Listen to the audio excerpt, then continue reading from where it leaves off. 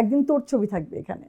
আমরা in your dreams, মানে আমি এটাকে সিরিয়াসলি নেইও নি, আমি এত এক্সপেক্টও করিনি। আমরা জীবন মানে ইন ইউর ড্রিমস এটা জাস্ট বলেছি। ঠিক তার নেক্সট ইয়ার ওখানে যে 3টা বিলবোর্ড ছিল পাশাপাশি 3টাতে আমার ছবি ছিল। তো ফোন আসছে অমিতাভ ভাইয়ের অফিস থেকে, ফোন দিয়ে বলা হয় যে উই আর রিয়েলি সরি, এবার কাজটা আমরা করতে পারছি না, আসলে অন্য কাউকে নিয়ে আমাদের কাজটা করতে হচ্ছে।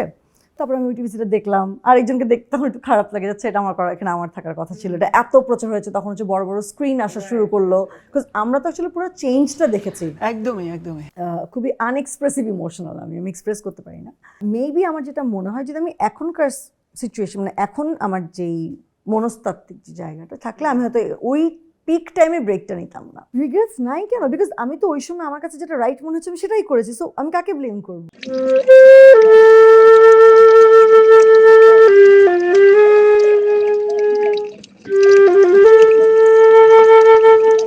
নস্টালজিয়া আমাদের পিছু ছাড়ে না, স্মৃতির পথ দীর্ঘ হয়। একটা সময় টেলিভিশনের সেলিব্রিটি টক শো করার সুবাদে আমি এক অভিনেত্রীকে ফোন করেছিলাম উপস্থাপনার জন্যে। তিনি তখন পুরোপুরি অভিনয় করেন, মডেলিং করেন, কিন্তু উপস্থাপনা করেন না। তো আমি ফোন করে তাকে বলার পর তিনি বললেন যে না সাজ্জাদ ভাই, আমি এটা পারবো না, এটা আমার কাজ না। তো আমি বললাম যে না, আপনিই পারবেন। তো তিনি আমার কথায় বিশ্বাস রেখেছিলেন এবং আমিও তাকে বিশ্বাস করেছিলাম। কিন্তু তার চেয়ে বড় আশ্চর্য জিনিস হচ্ছে যে সেই সময় আমি তার টকব্যাকে থাকতাম, মানে অফ স্ক্রিন, আর তিনি থাকতেন অন স্ক্রিন। আমি তাকে প্রশ্ন বলে দিতাম, তিনি একজন অতিথিকে প্রশ্ন করতেন। আজকে এমন একটা দিন এসেছে যেদিন আমি তাকে প্রশ্ন করব আর তিনি আমার অতিথি। তো সত্যি মানে কি যেন একটা চক্র আছে পৃথিবীতে, ঘুরে ঘুরে ঘুরে ঘুরে কার সাথে কিভাবে দেখা হয় আমরা নিজে জানি না। তো আমার সাথে আছেন সারিকা।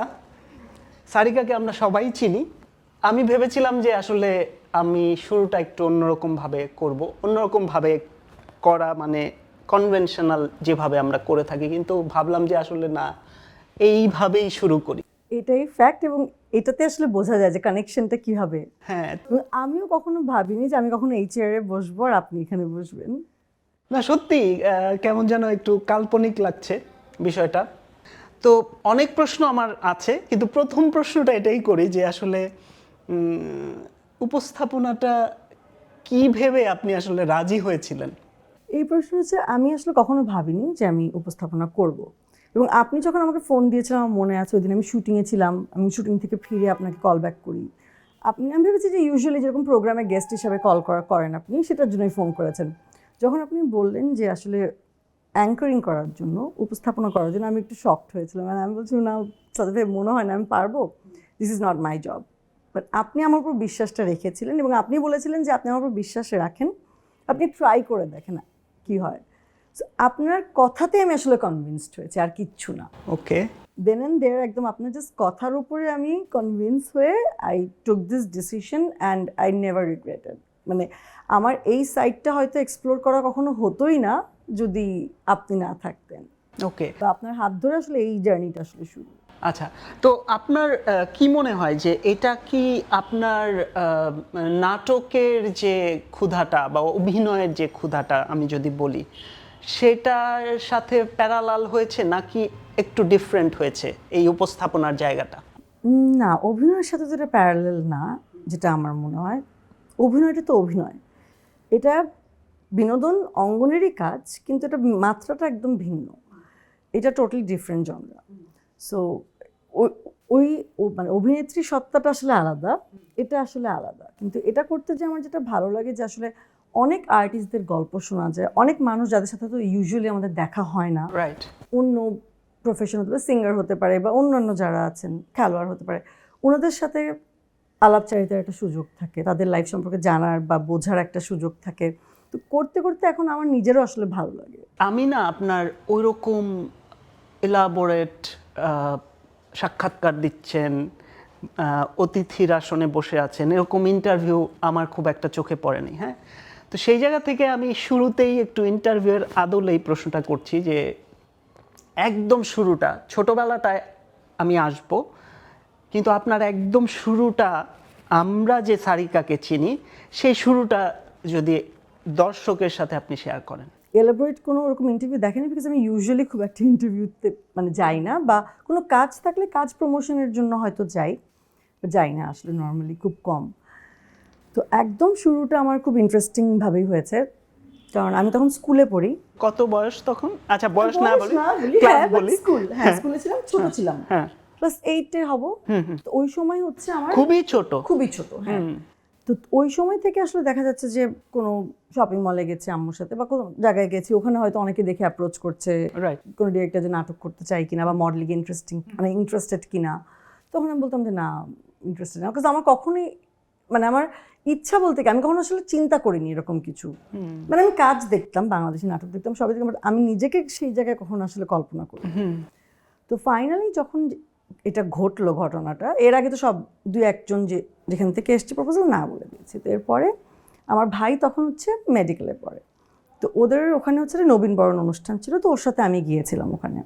তো যাওয়ার পরে ইউজুয়ালি সবার সাথে কথাবার্তা মানে বলছি, তো একজন এসে আমাকে অ্যাপ্রোচ করলেন যে এরকম, উনি একজন মডেল কোঅর্ডিনেটর। তো এসে বললেন যে আমরা নতুন একটা ব্র্যান্ড লঞ্চ করছি। তখন যে ডিজুস ছিল, ডিজুস মাত্র তখন লঞ্চ হচ্ছে। রাইট। তো বললো ওখানে আমরা যে স্টুডেন্টসই চাচ্ছি, মানে আমরা এই এজ ক্যাটাগরি এবং স্টুডেন্টসদেরকে আমরা আসলে রিক্রুট করতে চাচ্ছি, ওখানে ইন্টারেস্টেড কিনা। আমি লাইক না সরি, আর আমি জানি আমার বাসা থেকে অ্যাকচুয়ালি মেবি অ্যালাউ করবে না, বা আমারও যে খুব ইয়াতা নাম না, মেবি আমাকে দিবে না, আর আমি হয়তো করবো না। পরে খুব কনভিন্স করে আমার ভাইয়ের নাম্বার নিল। তারপরে আমি বাসায় যাওয়ার পরে আবার কল দিল যে অসুবিধা নেই, তুমি তোমার আম্মু সহ এসে স্ক্রিন টেস্ট দিয়ে যাও। তো বিটপি ছিল তখন এজেন্সি।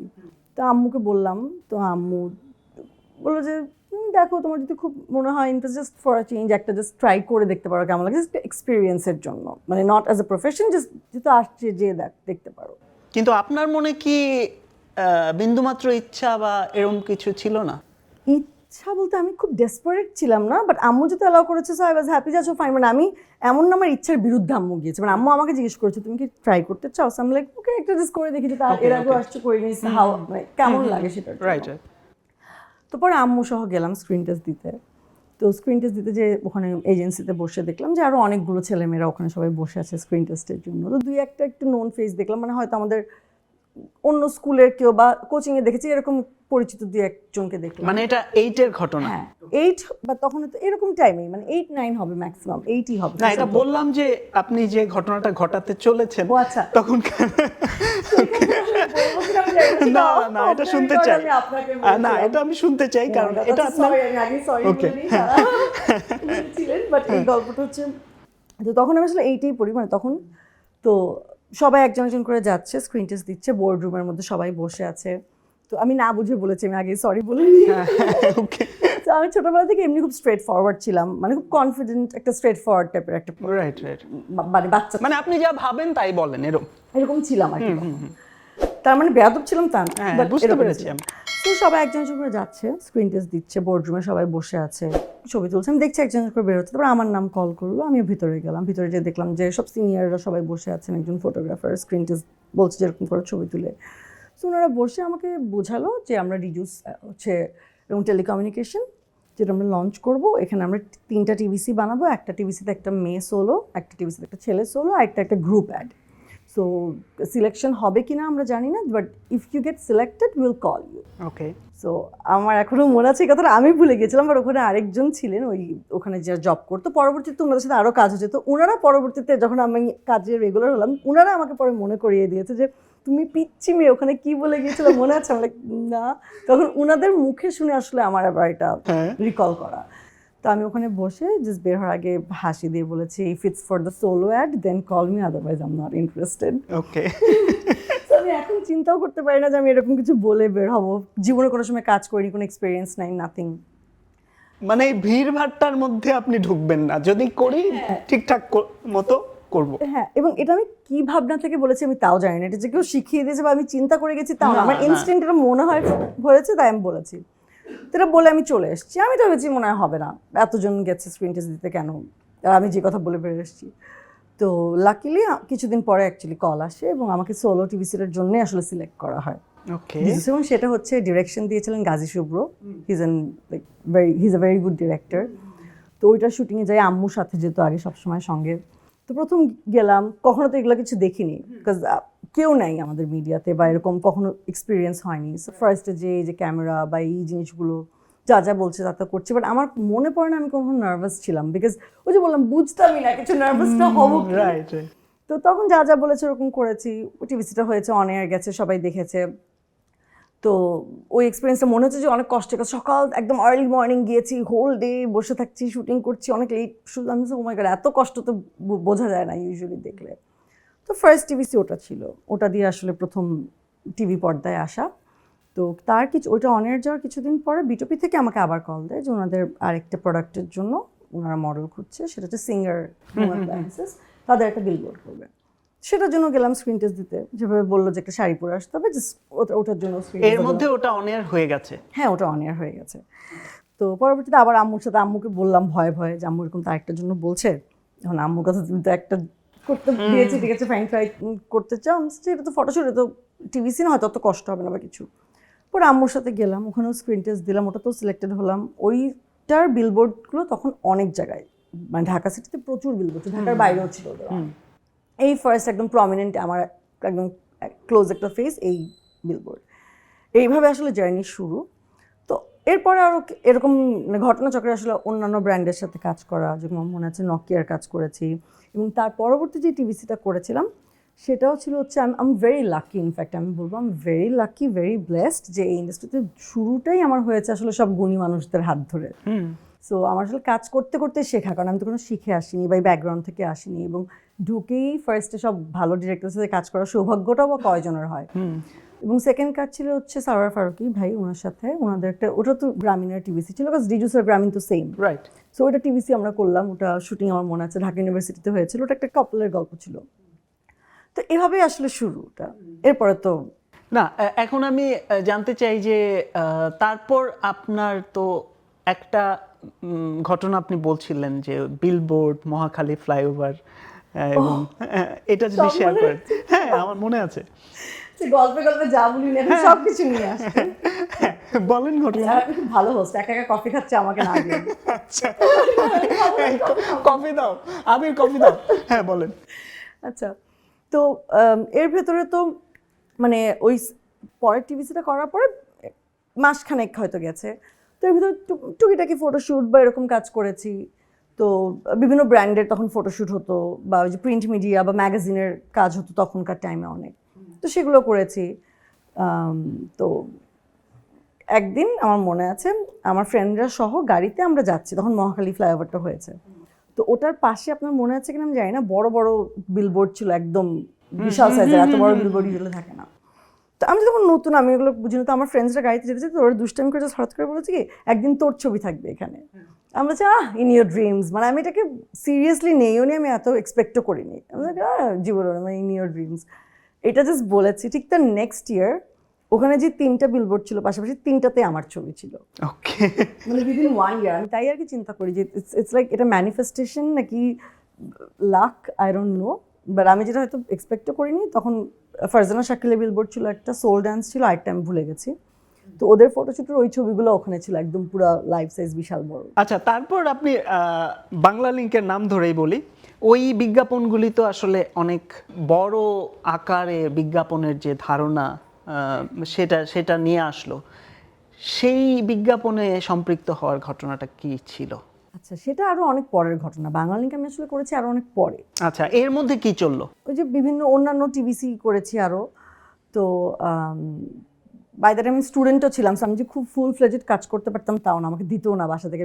পড়াশোনা ঠিক রেখে হয়তো ফ্রি ডেজগুলো তো হয়তো আমি কাজ যেগুলো করতে পারছি করছি, যেগুলো করতে দিচ্ছে না বাসা থেকে সেগুলো করছি না।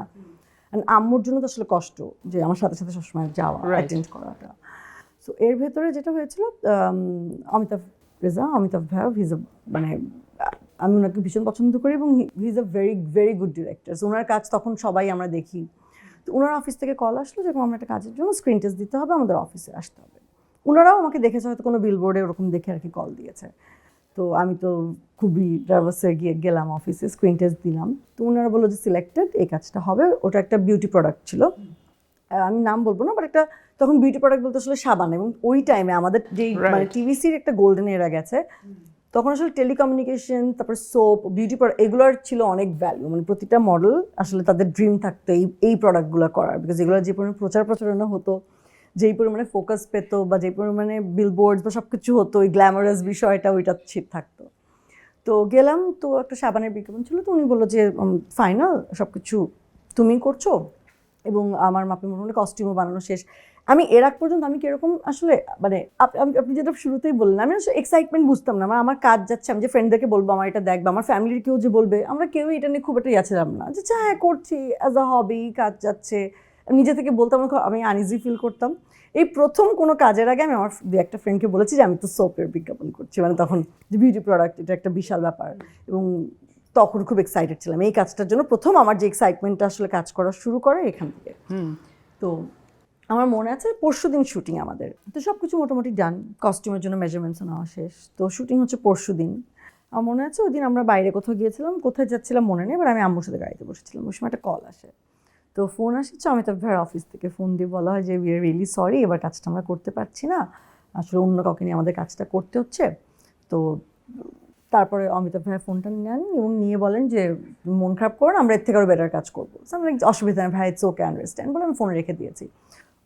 অনেস্টলি ওই মোমেন্টে একটু খারাপ লেগেছিল, but I was like okay, অসুবিধা নেই। বাট আমি আসলে এক্সপেক্ট করিনি যে অ্যাকচুয়ালি উনি আমাকে উইদিন 3 months উনি আমাকে আবারও কল দিয়ে বলো অফিসে চলে আসো, যেটা বলেছিলাম যে we are gonna work with something better, সেটাই হবে। সো আমরা অফিসে গেলাম, আবারও স্ক্রিন টেস্ট, যা প্রসিডিওর সব কিছু গেল, এবং ফাইনালি এবার একদম সিলেক্টেড হলাম। এবং এটা ছিল একটা ইন্টারন্যাশনাল এজেন্সির কাজ। মানে আচ্ছা, আমি এই যে কফি আপনার জন্য, সরি আমি দেরি করে ফেললাম। আমি আসলে ভাবছিলাম আপনার লিপস্টিক নষ্ট হয়ে যায় কিনা, বলতে হয় দেখি একটু বললাম। তো তখন গেলাম, তখন হচ্ছে ওটা অ্যারোমেটিক সোপের একটা বিজ্ঞাপন ছিল আমার মনে আছে, এবং ওটা এজেন্সিও বাইরের। এবং আমার এখন মনে হচ্ছে ওই কাজটার অ্যারেঞ্জমেন্টসও অনেক বড় ছিল। যদি আর্টিস্টের জায়গা থেকে বলি যে রেমুনারেশনের জায়গাটা, সেটাও অনেক বেটার ছিল আগেরটার থেকে। So actually he kept his words. এবং সেই সময় আপনি বলছিলেন যে অকল্পনীয়। হ্যাঁ, সেই সময়কার জন্য যেহেতু ওটা বাইরের ব্র্যান্ড, বেসিক্যালি ওরা সবসময় বাইরের মডেল দিয়ে করাতো। অনেক আগে বাংলাদেশি মডেল দিয়ে করিয়েছিল, বাট অনেক বছর পরে ওরা আবার ফেরত এসছে বাংলাদেশি আর্টিস্ট দিয়ে করানোর জন্য।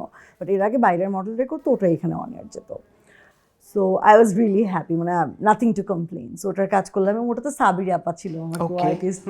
তো ওইটা তখন তো আমি কিছু পারি না অ্যাক্টিং, ওই কাজটাও আমার কাছে ভীষণ কাছের লাগে, বিকজ এই ফার্স্ট এত বড় অ্যারেঞ্জমেন্ট এভাবে কাজটা করলাম। সেই বিজ্ঞাপন অন এয়ার গেল, সব কিছু হলো। সো ওভাবে আসলে এরপরে শুধু টিভিসি করেছি, এবং অন্যান্য যে প্রিন্ট মিডিয়া সেগুলোতে কাজ করেছি। তো বাংলালিংক তখন হচ্ছে যখন অন এয়ার যায়, আপনি তো জানেন ওই টাইমে বাংলাদেশের একটা কি বলবো, একটা পুরো চেঞ্জ নিয়ে আসে অ্যাকচুয়ালি টিভিসির ব্যাপারটা। সো সবাই তখন এই বিজ্ঞাপন সুপার হিট, সবাই এটা দেখে, এবং আমারও ভীষণ ভালো লাগতো, মানে 3 দিকে আমারও ভীষণ ভালো লাগতো স্ক্রিনে দেখতে। তো আমি জানতাম অমিতাভ ভাই বানিয়েছে টিভিসি অ্যান্ড এভরিথিং। সো এটা সবার জন্য একটা কি বলবো ডিফারেন্ট এক্সপিরিয়েন্স ছিল এই টিভিসিটা। তো এরকম কাজ করছি। তো একসময় বাংলালিংকের সাথে কীভাবে আসলে কানেক্টেড হলাম সেই ফ্যাক্টরে যদি আসি, একদিন ফোন আসে আমার কাছে এজেন্সির থেকে। এবং তখন তো আমি স্টুডেন্ট, বললাম না আমি পড়াশোনা করি, তখন তো পড়ছি। তো ফোন আসে বাংলালিংক থেকে। আই কুডন্ট বিলিভ যে বাংলালিংক থেকে বলে আমরা টিভিসি বানাবো, আমরা তোমাকে চাই, তুমি আসো। তখন কিসলু ভাই ছিলেন ডিরেক্টর ওই টিভিসিটার। So I was super excited, because ততদিন আমি অলরেডি কাজ ভালোবাসা শুরু, যদিও আমি অত বুঝে বা প্ল্যান করে আসিনি এই প্রফেশনে, বাট কাজ করতে করতে actually I started to enjoy my work. তখন আমি অলরেডি আমার কাজটাকে ভালোবাসি। সো গেলাম বাংলালিংক, বিশাল ব্যাপার। ওখানেও সব স্ক্রিন টেস্ট দিয়ে সব কিছু মানে উত্তরে একদম সিলেক্টেড হলাম। ওটারও একই জিনিস যে কস্টিউম নিল। বাট আমি তখন আমি অনেক ছোটো ছিলাম, তো আমি না এত টেকনিক্যাল বিষয় আশয়গুলো আসলে বুঝতাম না, বা আমার আসলে এই ইন্ডাস্ট্রিতে কোনো গাইডেন্স বা এমন না যে কোনো পেজেন্ট দিয়ে আসি যারা আসলে গ্রুম করে দিবে, বা আমার কেউ আছে পরিচিত বা ফ্যামিলির কেউ যে আমাকে আসলে গাইড করতে, এরকম কেউ ছিল না যে আমাকে আসলে এই প্রফেশনটাতে বোঝাবে। তো আমি অত কিছু বুঝতাম না। তো শুটিংয়ের কিছুদিন আগে ওনাদের পিপিএম হলো, তখন আসলে সে বললো যে Saika there is a problem, যেহেতু আমি এর আগে গ্রামীণ ফোন করেছিলাম, ওটার কন্ট্রাক্ট তখনও শেষ হয়নি। So, আমি তো আর এগুলো বুঝি না। ওনারা বলছে কন্ট্রাক্ট তো এখনো কিছু মাস বাকি আছে, এটা তখন শেষ হয়নি। আমি ও আচ্ছা ওকে, আই ডিডন্ট নো দ্যাট। মানে আমি তো জানি হ্যাঁ কন্ট্রাক্ট সাইন করছি, আমি তো অন্য করবো না, আমি তো জানি না টাইম মানে লাইন ওই কি। যে একটা পার্ট আছে ওটা আপনি খেয়ালও করেননি? মানে আমি হয়তো জানলেও ভেগলি জানতাম, মানে এত ডিটেলসে বা এত টেকনিক্যালি মানে একটার aware সাথে যে ছিলাম না। আরেকটা ক্ল্যাশ করতে হ্যাঁ। পারে। হ্যাঁ। সো তখন আমি বললাম ওকে ভাই, so what to do now. So ওনারা বলেছে আমরা আমাদের জায়গা থেকে ট্রাই করি, বাট ওনারা ট্রাই করে আসলে ওনারা পারেনি এটা ব্রিচ করতে কন্ট্রাক্টর। আমিও আসলে চাই না যে আমিও বিপদে পড়ি বা অন্য কেউ বিপদে পড়ি, রুলস আর রুলস। তারপর ওই কাজটা আসলে আমি করতে পারলাম না আলটিমেটলি। সো ওই কাজটা আরেকজন করলো, এবং সেটা দেশের টিভিসি ছিল না, সেটা বাংলালিংকের একটা বড় টিভিসি ছিল, বড়, কিন্তু সেটা দেশটা, মানে দেশের টিভিসি গুলো হচ্ছে একটা কাজে একটু বাধা আসলো। হ্যাঁ। বাট আমার মনে ওই যে বিশ্বাসটা ছিল যে কোনো কিছু যদি না হয়, maybe Allah has plan something better for you. সেটা শুধু এই কাজের ক্ষেত্রে না, আমার মনে হয় লাইফের যে কোনো ক্ষেত্রে আমার যেটা বিশ্বাস যে লাইফে মানুষের আপস অ্যান্ড ডাউন হবে, অনেক সময় কিছু হবে না, বাট রিজেকশন নিতে জানতে হবে, ফেইলিয়ারও নিতে জানতে হবে, বিকজ এটাও পার্ট অফ লাইফ। মানে এত তো ইম্পর্টেন্ট কেউ হয়ে যায় না, বা এতটাও লাকি কেউ হয়ে যায় না যে কখনো লাইফে ফেলিয়ার দেখবে না বা কখনো রিজেকশন দেখবে না। দেখলেও টেক ইট স্পোর্টিংলি, নিয়ে ইউ ওয়ার্ক ফরওয়ার্ড। এবং হয়তো ইউ নেভার নো, হয়তো আরও বেটার কিছু হবে যেটা ভবিষ্যতে, যেটা তুমি এখন দেখতে পাচ্ছ না, বাট পরবর্তীতে হয়তো বুঝবে। সো সেই বিশ্বাসটা আমার অলওয়েজ আছে, আমি এখনও পর্যন্ত সেটা বিলিভ করি যে Allah has always plan something better for me, এবং আল্লাহ ঠিক জায়গায় দিবে। সো তখন একটু মন খারাপ হয়েছে, but I have to accept the reality যে করতে পারিনি কন্ট্রাক্ট। তো গেল, তারপর আমি ওই টিভিসিটা দেখলাম, আরেকজনকে দেখতে তখন একটু খারাপ লাগে যাচ্ছে, এটা আমার করা, এখানে আমার থাকার কথা ছিল। এটা এত প্রচার হয়েছে, তখন হচ্ছে বড় বড় স্ক্রিন আসা শুরু করলো, বিকজ আমরা তো আসলে পুরো চেঞ্জটা দেখেছি, একদমই। কীভাবে একটা একটা করে জিনিসপত্র চেঞ্জ হওয়া শুরু করলো। একদম আগে তো তখন যে রিলে শ্যুট হতো ক্যামেরায়, আস্তে আস্তে ডিজিটাল আসা শুরু করলো, ইন্টারনেট প্রপারলি আসা শুরু করলো। তো তখন আসলে বড় বড় স্ক্রিন থাকতো, স্ক্রিনগুলোতে ওই টিভিসিটা দেখাচ্ছিল। তখন দেখেছি আচ্ছা ওকে ফাইন, অসুবিধা নেই, আমি আমার মতন পড়াশোনা করছি, কাজ করছি। তো ঠিকই যখন আমার কন্ট্রাক্ট শেষ হলো, ওনারা আসলে ওয়েট করেছে বাংলালিংক, এবং কন্ট্রাক্ট যখন শেষ হলো finally I got a call again from them. এবং ওইটার পরে আমি বাংলালিংকে প্রথম যে কাজটা করেছিলাম, সেটা কিন্তু দেশ না, এটা হয়তো অনেকে জানে না বা হয়তো অত খেয়াল করতে পারিনি। প্রথম কাজটা আমার আসলে দেশ ছিল না, প্রথম কাজ বাংলালিংকেরই ছোটো ছোটো 6টা টিভিসি বানিয়েছিল ওরা তানভীর ভাই বানিয়েছিলেন। ওই টিভিসিগুলো দিয়ে আমার ফার্স্টে জার্নি শুরু বাংলালিংকের সাথে, সেটা অনেক আগে, মানে সেটা দেশ করারও অ্যাটলিস্ট 1 year বা 1.5 year আগে। মানে এটা কি 2010-11 ঘটনা? না না, 10-11 না, আরো আগের ঘটনা। আচ্ছা, এটা আরো আগের ঘটনা। সো এই বাংলালিংক করার মনে হয় 1 বছর পরে যে আমি আসলে ফাইনালি যে দেশের টিভিসি যেটাতে সবাই আসলে নজরে এসেছি, সেটা আরো পরের ঘটনা। সো এই ছোটো ছোটো টিভিসিগুলো করে আমি মানে এন্ট্রি তো করলাম বাংলালিংকে। সো ওই টিভিসিগুলো গেল, এবং ওই টিভিসিগুলো মানে মানুষের অনেক অনেয়ার দিত, সো ওইগুলোও গেল। তারপরে আরও মানে এর বাইরে অন্যান্য তো কাজ করছি, বাট নাটকের অফার তখন আসা শুরু করলো, যেহেতু অনেক বিজ্ঞাপন করে ফেলেছে ততদিনে, অনেক জায়গায় অনেক কিছু বিলবোর্ড, মানে অনেক বিজ্ঞাপন ততদিনে করা শেষ। তখন নাটকের যখন অফার আসতো, আমার মনে আছে আমি তো ছোটো, আমি জানি একই তো টাইম দিতে পারবো না, সেকেন্ড অফ অল আমি অ্যাক্টিং পারি না। সো আমি অলওয়েজ বলতাম যে না, আমি শুধু মডেলিং করবো, আমি নাটক করবো না। আর আমি মো আপুকে ভীষণ পছন্দ করতাম, তো বললাম যে না, আমি আসলে নাটক করবো না, মানে হচ্ছে আমি পারবো না, সো আমি এখন করবো না। আমি অলওয়েজ বিলিভ করি যে একটা জিনিস কমপ্লিট করে তারপর আরেকটাতে যাওয়া, মানে মাল্টিটাস্কার আমি না। সো আমি যেটা একটা স্কিল ডেভেলপ না করে আমি আরেকটা স্কিলে কীভাবে আসলে জাম্প করবো। সো ওয়েট করলাম, শুধু মডেলিংই করতাম। তো নেক্সট ইয়ার এসে ফাইনালি ইটস দ্য টাইম, দেশের কল, যেটার জন্য আসলে উই হ্যাভ বিন ওয়েটিং। সবাই ওয়েট করে, সবার আসলে ওই টাইমে সব আর্টিস্টেরই ড্রিম ছিল দেশ করা, বাংলালিংকের দেশের টিভিসি করা। Finally it was the time, দেশের টিভিসি করলাম, অ্যান্ড হিউজ অ্যারেঞ্জমেন্ট। মানে আমি এখনও পর্যন্ত এত বছর হয়ে গেছে, আমি অন্য কোনো সেটে বা অন্য কোনো বিজ্ঞাপনের জায়গায় আমি এরকম অ্যারেঞ্জমেন্ট কখনো দেখিনি, একমাত্র এই বাংলালিংকের দেশ ছাড়া। মানে সেখানে কি হলো, কি ঘটলো আসলে, এটা একটু মানে জানা দরকার। আচ্ছা, আমি শিওর আমার সাথে মানে দেশ তো অনেকেই করেছে, সিনিয়ররাও করেছে, আমার পরেও অনেকে করেছে, সবাই আমার সাথে একমত হবে আমি শিওর যে ওখানকার যে অ্যারেঞ্জমেন্টস থাকে, আমরা মনে হয় মাসখানেক ধরে সেটার জন্য রিহার্সাল করি, বাইরে থেকে কোরিওগ্রাফার আসে, বিশাল অ্যারেঞ্জমেন্ট, প্রচুর ছেলেমেয়েরা থাকে, অনেক দিন ধরে সেটার কাজ হয়। সেই সেটে ঢুকলেই বোঝা যায়, মানে ফিল্মের মতনই হয়তো অ্যারেঞ্জমেন্ট, বা জানি না তার থেকেও বড় কিনা, যেই বাজেটটাও থাকে ওদের। তো ওটা শুটিংটা কোথায় হয়েছিল? প্রথমটা আমার প্রথম যে দেশটা, প্রথমটা হচ্ছিল এফডিসিতে, এবং ওটার যে কোরিওগ্রাফার ছিলেন উনি ইন্ডিয়া থেকে এসেছিলেন, উনি ওখানকার মুভির কোরিওগ্রাফার। সো আমরা এখানে অনেক দিন ধরে রিহার্সাল করি, সব কিছু করি। ওটা বানিয়েছিলেন সামির ভাই। সো ওইটা তখন শুটিং হয় এবং টানা অনেক দিন ধরে শুটিং হয়। নর্মালি তো টিভিসি আমরা কি করি, হয়তো একদিন বা 2 দিন শুটিং হয়। সো দেশের টিভিসি ইউজুয়ালি কিন্তু অনেক দিন ধরে শুটিং হয়, এটা কেউ হয়তো দেখলে বুঝে না, মানে 7 দিন 8 দিন ধরে সেটা শুটিং হয় এরকম। সো গেল, সো ওইটার সময় আমরা মানে ওইটাতে I try to give my 100%, মানে যতটুকু পরিশ্রম করা সম্ভব, যতটুকু হার্ডওয়ার্ক করা সম্ভব, যতটুকু আমার বেস্টটা দেওয়া সম্ভব, আই ট্রাইড দ্যাট। অ্যান্ড ওইটার পরে আসলে যেই ডিফারেন্সটা বাঙালি দেশের টিভিসিগুলো অন এয়ার যাওয়ার পরে দেয়ার ওয়াজ এ ডিফারেন্স, মানে তার আগের লাইফটা তার পরের লাইফটা। মানে এর আগে হয়তো কাজ করছি, হয়তো অনেকেই দেখলে বুঝছে, হ্যাঁ ছবি দেখেছে, চিনছে বা না এরকম, বাট দেশের পরে ইট ওয়াজ ডিফারেন্ট। তখন তো নাটক এবং আমি শুনেছি প্রচুর সিনেমার অফার, তো সেটাকে কিভাবে আপনি সামাল দিয়েছেন? কারণ আপনার মানে ফ্যামিলি থেকে আমার ধারণা সিনেমার অতটা, আমার ফ্যামিলির থেকে তো এটাও অ্যালাউ করতো না। আমি তো অলওয়েজ বলি যে আমি খুবই মানে শুক্রিয়া আদা করি যে আমাকে যতটুকু কাজ করতে দিয়েছে আমি এটাতেই হ্যাপি। বিকজ আমার ফ্যামিলির মানে আমি ভেবেছিলাম যে কখনোই কাজ করতে দিবে না, বিকজ আমার বাসায় সবাই খুবই লাইক মানে এডুকেশন ওরিয়েন্টেড এরকম। সো এবং বাঙালি কিন্তু আমি একটা করিনি, দেশ অনেক বছর ধরে ওদের সাথে ছিলাম দেশের কাজে। সো প্রথম একটু ম্যানেজ করতে হতো, আব্বু হয়তো একটু রাগ হতো বিকজ লেট ধরে কাজ হচ্ছে, বাট আম্মুর সঙ্গে যেত, এটাও একটা সিকিউরিটি। বা আমি আম্মুর কাছে অনেক থ্যাঙ্কফুল যে আম্মু সেই সময়টা আমার জন্য দিয়েছে, দেখেই হয়তো আমি পেরেছি কাজটা করতে। তো নাটকের ক্ষেত্রে যেটা হলো, এতদিন ধরে তো বলেছি নাটক করব না তার আগে, তো ফাইনালি যখন অলরেডি দেশের অনেকগুলো করা হয়ে গেছে সব কিছু মিলিয়ে, তখন এসে মনে হলো যে আচ্ছা ট্রাই করে দেখি।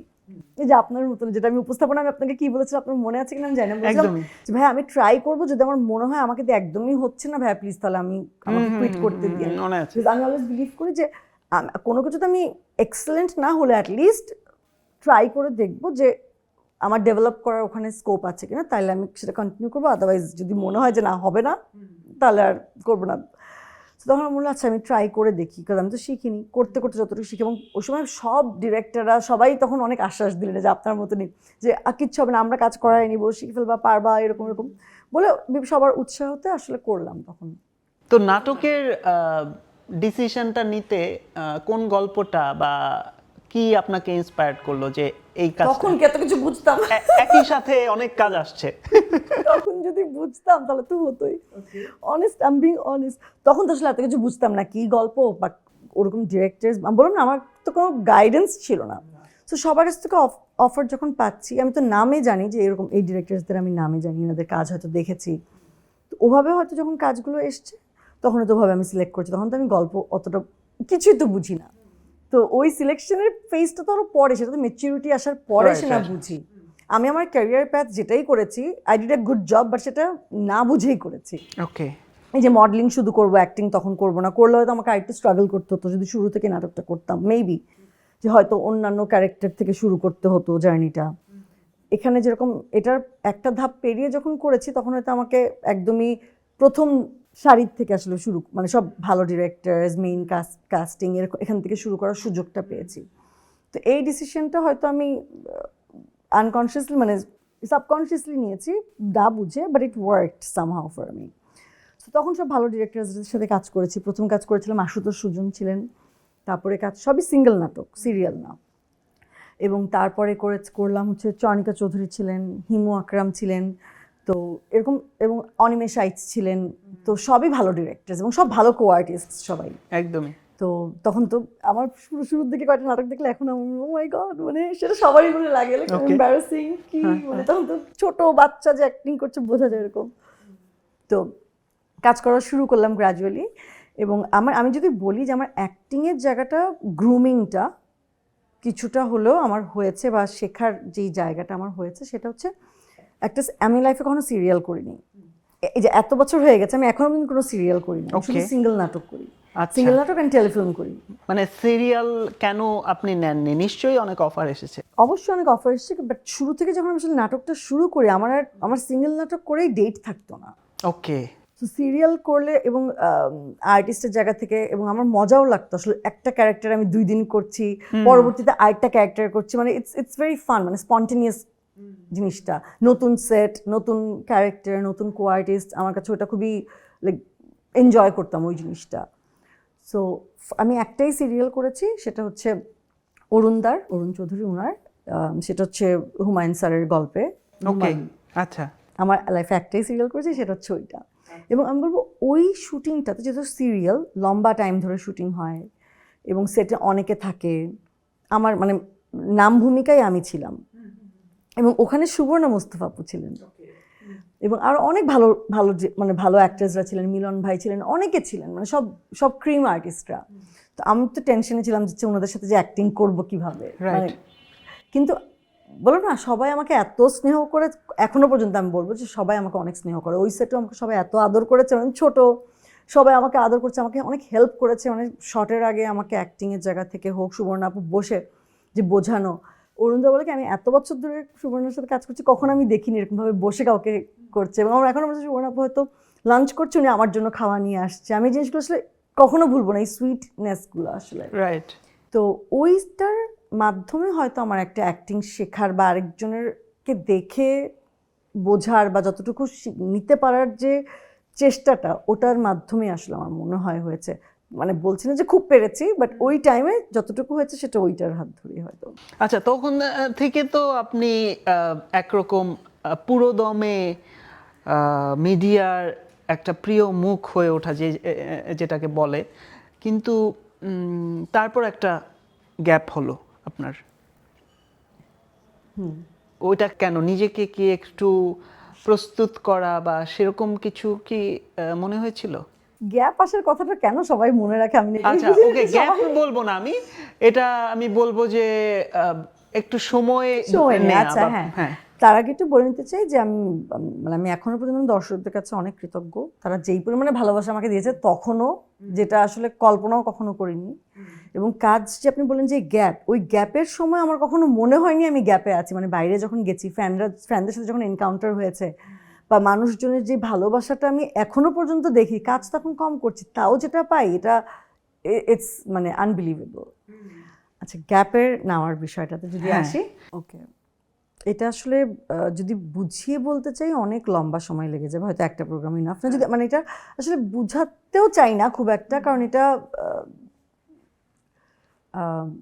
যতটা সহজে আমি উত্তর দিতে পারবো না আসলে পুরোটুকু বোঝাতে গেলে। তো সংক্ষেপে যতটুকু শুনি।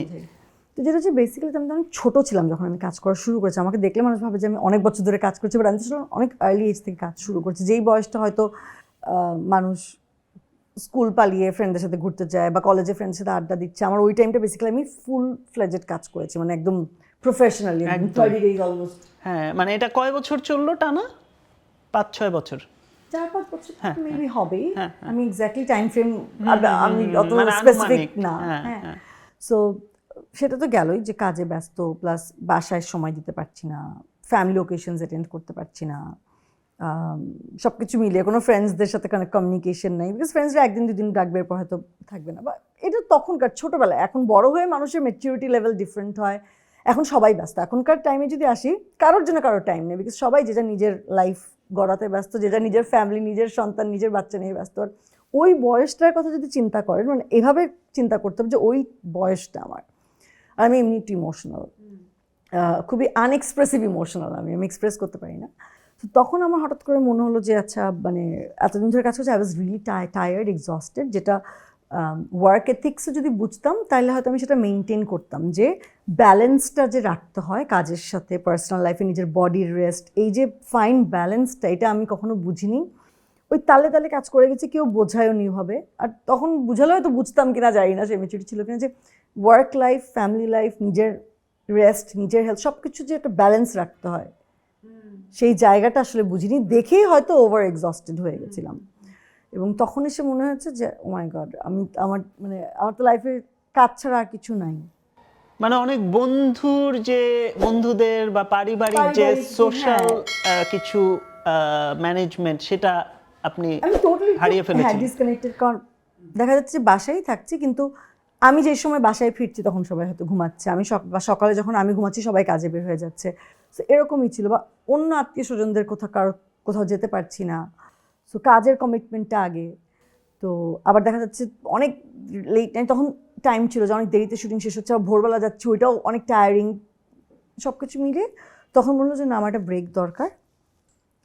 এটা আমার নিজেকে সময় দেওয়ার জন্য হোক, সেটা আমার যেটা হলো যে আমার বললাম আমার ফ্যামিলি সবাই খুবই পড়াশোনা ওরিয়েন্টেড, সো আমি যদি কাজ নিয়ে ব্যস্ত, আমি ভাবলাম তাহলে পড়াশোনাকে টাইম দেওয়ার জন্য হোক বা নিজেকে সময় দেওয়ার জন্য হোক, বা এই যে আমি যেই ক্রাইসিসটা ফিল করছি এটাতে ওভারকাম করার জন্য হলো আমার যে ব্রেকটা দরকার।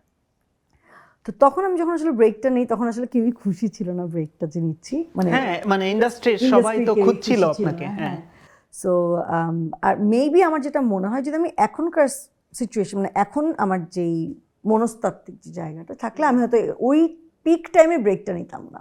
ওকে, মানে তার মানে কি কোনো আমার কোনো রিগ্রেটস নাই। ওকে রিগ্রেটস নাই কেন? বিকজ আমি তো ওই সময় আমার কাছে যেটা রাইট মনে হচ্ছে আমি সেটাই করেছি, সো আমি কাকে ব্লেম করবো? একদমই। এখন একটা মানে সিম্পলি বুঝাই, একটা মানে বোঝানোর জন্য বোঝাচ্ছি, একটা 5 বছরের বাচ্চার আপনার মেচুরিটি তো সেম থাকবে না, বা আন্ডারস্ট্যান্ডিং তো লাইফের ব্যাপারে সেম থাকবে না, থাকবে? So how can I even expect ইট? এবং মানুষ মাত্রই মানুষ, যখন যে কেউ যখন যে ডিসিশন নেয় সবাই তো সেটাকে তখনকার জন্য সেটা ভালো মনে করে দেখেই নেয়, বা ওই সিচুয়েশনটা এক্স্যাক্টলি কি ছিল হয়তো আমি নিজের লাইফ তাও হয়তো আমি নিজেও মনে নাই বা নিজেও হয়তো বলতে পারবো না, সো আরেকজন একটা মানুষ কিভাবে বুঝবে? সো আমরা অনেক সময় বেশি জাজমেন্টাল হয়ে যাই অন্যদের ব্যাপারেও, বাট এটা আসলে we don't know actually what was going on.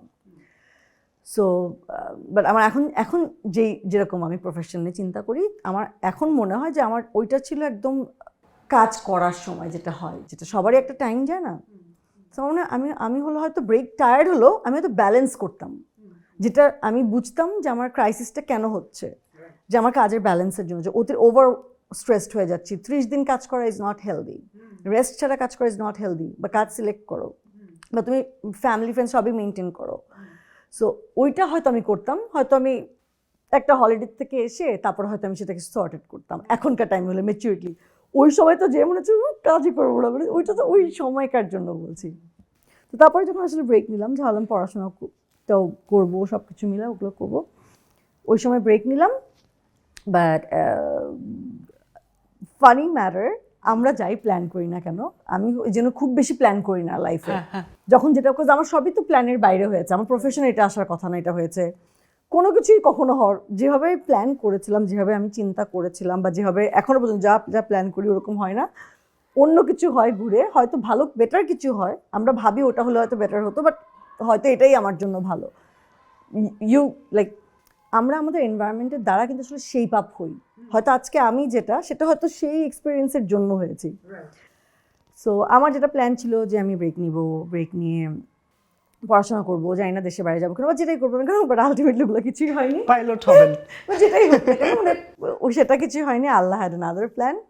So তার ওই ব্রেক নেওয়ার 1 বছরের ভেতরেই, 1 বছরেরও কম, তার ভেতরে অ্যাকচুয়ালি আই গট, মানে ঘটনা পরিপ্রেক্ষিতে তো গট ম্যারিড। অ্যান্ড আমার কাছে অলওয়েজই মনে হয়, এটা তো আমি কখনো রিগ্রেট করি না, বিকজ ছোটোবেলা এক একটা মানুষ এক এক রকম, কেউ থাকে খুবই ক্যারিয়ার ওরিয়েন্টেড, ওটাকেই তার priority, and that is also okay, that is also right, আমি কোনোটাকে রাইট রং বলছি না। What matters is what do you want. So আমি ছোটোবেলা থেকে আমি অ্যাম্বিশিয়াস, আমাকে যদি যে কেউ কোনো কাজ দেয় আমি আমার 100% দেই, আমার কাছে ক্যারিয়ার কাজ সবই ইম্পর্টেন্ট, সেটা যে কোনো কাজ হোক না কেন আমি সেটাকে মন দিয়ে করার চেষ্টা করি। But at the same time somehow যেটা ছোটোবেলা থেকে আমার মধ্যে জিনিসটা আসলে ইনগ্রেইন, যে আমার কাছে ফ্যামিলি লাইফটাও খুব ইম্পর্টেন্ট, যে I want a family life, যে কাজের সাথে সাথে আমি এটাও চাই, দুইটা কেন একসাথে পারবো না, আমার কথা ছিল এটা, যে আমার একটার জন্য একটা স্যাক্রিফাইস করতে হবে, এটা করেই তো আসলে তখন ওই ভয়েডটা আসলে ক্রিয়েট হয়। সো এরপরে তো আসলে এরপরে মনে সবাই মোটামুটি জানে। হ্যাঁ, তো একটা খুব পজিটিভ জিনিস এখানে ঘটলো, like the best thing that ever happened to me, that's my daughter. হ্যাঁ এটাই আমি বলতে চাইছিলাম যে এইটা কি আপনার মধ্যে অনেক পজিটিভ এনার্জি নিয়ে আসলো, মাতৃত্বটা? অবভিয়াসলি। সো আমি নেগেটিভ জায়গায় যেতে চাই না কেন, বিকজ অলওয়েজ লাইফের যেগুলো আমার পজিটিভ জিনিস আমি পেয়েছি সেগুলোতে ফোকাস করাটা মনে হয় বেটার, রাদার দেন সবসময় কমপ্লেন করা বা নেগেটিভ বলা, এটা পাইনি, ওটা পাইনি, এটা হয়েছে, ওটা হয়েছে। ওয়াই? যেটা পেয়েছো বি হ্যাপি উইথ দ্যাট, যেটা হয়েছে ভালোর জন্যই হয়েছে। সো আমার মনে হয় যে আমার লাইফের বেস্ট ব্লেসিং। অ্যান্ড আমি অনেক আর্লি মাদারহুডের আসলে টেস্টটা পাই। এবং আমার ফ্রেন্ডসরা তখনও পর্যন্ত কেউ ম্যারিড না বা কারোর বেবি হয়নি, অ্যান্ড টিল ডেট আমি বলবো যে মাশাল্লাহ মাশাল্লাহ মাশাল্লাহ, she is a blessing from. আচ্ছা, আপনার মেয়ের জন্মের সময়ে আমি যাচ্ছি, তো আপনার জন্মের দিন একটা ঘটনা ঘটেছিল, মানে আপনার বাবা কাঁদছিলেন, সবাই ফুল দিয়ে বেশ বাড়িতে সাজানো এরকম ঘটেছিল। সেটা হচ্ছে যে আমার আমি যখন বর্ন হয়েছি, তো আমাদের ওই সময় একটা টাইম ছিল যখন হয়তো অনেকেই যেটা হতো যে ছেলে বা সন্তান চেত, তো মেয়ে হলে অনেকে হয়তো মন খারাপ করতে পারে এরকম। তো আমার ভাই আছে, তো বড় ভাই। হ্যাঁ, তো আমি যখন আসলে বর্ন হই, তো আব্বু হসপিটালে নাকি কান্না করছিল। তো আশেপাশে ডক্টরস বা অন্যান্যরা যারা আছেন, অন্য গার্ডিয়ান বা অন্য প্যারেন্টসরা, সে আব্বুকে নাকি কনসোল করছিল যে আপনি কেন কান্না করছেন, আপনার তো একটা মেয়ে হয়েছে, আপনার তো ছেলে আছেই, মেয়ে হয়েছে। আসলে কেউ বুঝছিল না, আব্বু আসলে খুশিতে কান্না করছিল যে তার মেয়ে হয়েছে, সে অলওয়েজ মানে মেয়ের চাইতেন। তো তখন আর কি যখন আমাকে বাসায় আনে, পুরো একদম গাড়ি ফুল দিয়ে সাজিয়ে, পুরো একদম ফুল দিয়ে বরণ করে ওভাবে আর কি ওয়েলকাম করে, এটা আমি ছবি দেখেছি এবং সবাই মুখে গল্প শুনেছি আর কি। এটা খুবই খুবই আলাদা। আরেকটা হচ্ছে যে পড়াশোনার ব্যাপারেও নাকি আপনার বাবা বিশেষ আপনার উপর চাপ প্রয়োগ না, আমাকে অনেক শাসন করেছে। হ্যাঁ, এখন আমি বললাম না যে সব রিলেশনেরই সব সাইড থাকে, হ্যাঁ, আদর করলে সে শাসনও করে। হ্যাঁ, তো আব্বুর কাছে অনেক অনেক অনেক অনেক শাসন, মানে অনেক শাসন করেছে আব্বু অনেক স্ট্রিক্ট ছিল, যিনি কোনো জানা, বাট আমাকে আদরও অনেক করেছে। আপনার সাথে এত কথা হয়েছে নানান সময় যে আপনি ছোটবেলা একটা অন্যরকম মানুষ ছিলেন, মানে আমরা এখন যে সারিকাকে দেখি অন্যরকম বলতে যে বলছিলেন যে না, একই রকম। মানে প্রেমের প্রস্তাব দিলে ছেলেরা এসে বা কেউ এসে সেটা খুব কঠিনভাবে কঠিন হস্তে দমন করা, এরকম ঘটেছে নিশ্চয়ই না? না, আমি জাস্ট সেটা তখন বলছি। আমি ছোট। আচ্ছা, কত ছোট অবস্থায় সেটা? অনেক ছোট, মানে তখন আমাদের সময় কি হতো, সবাই আমরা বের হতাম, খেলতে যেতাম, মাঠ ছিল, খেলাধুলা করতাম, আপনি অনেক সাইক্লিং করতেন। হ্যাঁ হ্যাঁ। সো ওই সময় আর আমি ছিলাম খুবই, মানে এগুলা মানে খুবই খারাপ জিনিস, মানে এগুলা কেউ প্রপোজাল দিবে কেন, মানে এটা ছিল এইটা খুবই, মানে থাকে না যে খুবই আনকমফোর্টেবল ছিল আমার জন্য। সো হ্যাঁ, তখন এরকম কেউ দিলে আর কি তখন। আচ্ছা, মারধর খেয়েছে। আচ্ছা, যাই হোক, তো তখনকার ঢাকাটা আপনি তো মোহাম্মদপুরে বেড়ে উঠেছেন, সেই ঢাকাটা কিরকম ছিল, সেই পাড়াটা কিরকম ছিল? নিশ্চয়ই বাইরে বেরোলে খুব একটা ভাবতে হতো না যে আমি খেলতে যাব। আপনার শৈশবে বা কৈশোরে একদম ছোটবেলাটা ওখানে কেটেছে, স্কুল টুল সব এই সাইডেই ছিল তখন। তো ওই টাইমটা আমি যেটা এখনো বলি যে এখনকার টাইমে এসে বাচ্চাদের আসলে আমরা সবাই ডিভাইস দেওয়ার বিপক্ষে, আমি নিজেও পারতপক্ষে আমি দিই না, বা অনেক বছর পর্যন্ত আমি এটাকে রেজিস্ট্যান্স দিয়েছি যে ইউজ করতে দিইনি, বিকজ এটা ক্ষতিকর বাচ্চাদের জন্য। But ultimately what's the solution? একটা বাচ্চারও তো রিক্রিয়েশন দরকার, এন্টারটেনমেন্ট দরকার। এখন ওদের জেনারেশনটা এসে এখন আমরা, এটা আসলে আমাদের ব্যর্থতা যে আমরা ওদের জন্য এরকম একটা এনভায়রনমেন্ট রাখতে পারিনি, যেখানে বাচ্চারা যে খেলবে বা সবাই সবার সাথে এনজয় করবে, বাইরের এনভায়রনমেন্টে থাকবে, ঘরে বসে ডিভাইস না নিয়ে থেকে। এটা আসলে আমরা বা আমাদের সিনিয়র যারা, তারা আসলে এটা তাদের জন্য করে রেখে যেতে পারিনি। এক্স্যাক্টলি। সো ওদেরকে আসলে ডিভাইস না দিয়ে কি করব? কতক্ষণ আমি সঙ্গে নিয়ে হয়তো একটু বাইরে যাবো, খেতে যাওয়া ছাড়া, বা একটু পার্কে, সেটা কয়দিন, এভরিডে তো রুটিনে হয় না ওভাবে। বিকজ আপনি কেউই তো আসলে বাচ্চাকে একা কেউ ছাড়বে না এখনকার টাইমে এসে, ইম্পসিবল। মানে বাট আমাদের সময় কিন্তু এরকম ছিল না। আমাদের সময় কিন্তু সবাই দেখতাম, আমরা আমাদের ফ্রেন্ডসদেরকেও শুনতাম, বা আমি শিওর আপনারাও সেম। হ্যাঁ, একদমই। সবাই সব নেইবার্সদের সবাইকে চিনে, সবাই একসাথে বিকাল হলেই খেলতে বের হয়, এবং মাঠ থাকতো বা পার্ক থাকতো, সবাই ওখানে যে একসাথে খেলছে। বিকাল হওয়া মানেই যে স্কুল থেকে এসে পড়াশোনা শেষ করে খেলতে যাবে এবং সন্ধ্যা হওয়ার আগেই ঘরে ফিরে আসবে, এটা একটা বেসিক রুটিন ছিল। সো আমরা যে আসলে কবে ওই জায়গাটা থেকে এত দূরে সরে এসেছি। হ্যাঁ, আর মাঠগুলিও কিরকম জানি একটা, সেখানে নানান রকম প্রকল্প ঢুকে যাওয়া, এরকম এই জিনিসগুলি। হ্যাঁ, তো সেই জিনিসগুলি আসলে সকলেই প্রফেশনাল ইনস্টিটিউট বলেন বা প্রফেশনাল, ওরা সবাই আসলে ওখানে জায়গা করে নিয়েছে, মানে ছোট বাচ্চারা যে আসলে খেলার ওই জায়গাটা সুযোগটা পাচ্ছে না। আর সবচেয়ে বড় ইন্সপায়ারিং আরেকটা জিনিস, আপনার মা আপনার সাথে কথা হচ্ছিল যে ওনার স্কুল সম্পর্কে, ওনার নিজের একটা স্কুল এবং সেটার শুরুটা এবং আস্তে আস্তে সেটা স্কুল হয়ে ওঠাটা, যদি এটা আপনার কথা না, আপনার মায়ের কথা আমি শুনতে চাইছি আর কি। আমরা আসলে অনেকেই জানি না। আমার মা আসলে আমার জন্য অনেক বড় ইন্সপিরেশন, মানে as a human being. So আম্মুর স্কুলটা যদি বলি, এটা একদমই খুবই ছোট একটা স্কুল, একদমই কমার্শিয়ালি করা না, বা ওরকম মানুষ শুনে যেভাবে ভাবে যে অনেক বড় স্কুল, অনেক কমার্শিয়ালি, ওরকম স্কুল না। এবং আপনার প্রথম স্কুল ওটা মানে একদম শুরুটা, কিন্তু এটা একদমই ছোট একটা স্কুল। এটা খুবই শুরুটা হ্যাঁ, হয়েছিল এখনো পর্যন্ত আমি মানে বলবো, গ্যারেজে এখনো পর্যন্ত একটা জায়গা ওই ছিল। জায়গায় আমি আসছি, ওইখানে আমি আসছি। আমি এখনকার কথাও বলছি যে এখনো পর্যন্ত এটা খুব যে বড় একটা স্কুল তা না, এটা খুবই ছোট, কমার্শিয়ালি করা না, খুবই Right. ছোট একটা স্কুল। এটা তার নিজের, মানে উনি ওনার নিজের শান্তির জন্য আসলে করেন, বা ওনার এটা ভালো লাগে দেখে উনি করেন। সো আমি যেটা শুনেছি, এই স্কুলের বয়স মেবি আমার থেকে বেশি, বা আমার সমান, আমি ঠিক জানি না, আমার থেকে বেশি হবে। তো আমি যেটা গল্প শুনেছি, আম্মু তো আসলে ঢাকা ইউনিভার্সিটি স্টুডেন্ট ছিলেন। তো বের হওয়ার পরে উনি এরকম, যখন মহৎপুরে থাকতে, উনি এরকম দেখতো যে এলাকায় ছেলেপেলেরা বসে আছে। তো আমাদের বাসার নিচে একটা গ্যারেজ ছিল।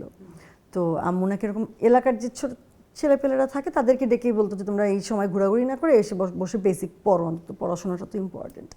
তো ওদেরকে ওখানে বসিয়ে বিকালবেলাটা হয়তো ওদেরকে একটুখানি পড়াতো, বেসিক যেই লেখা টেখা বা বেসিক পড়ানোটা, ওভাবেই আসলে ওখান থেকে আসলে শুরু।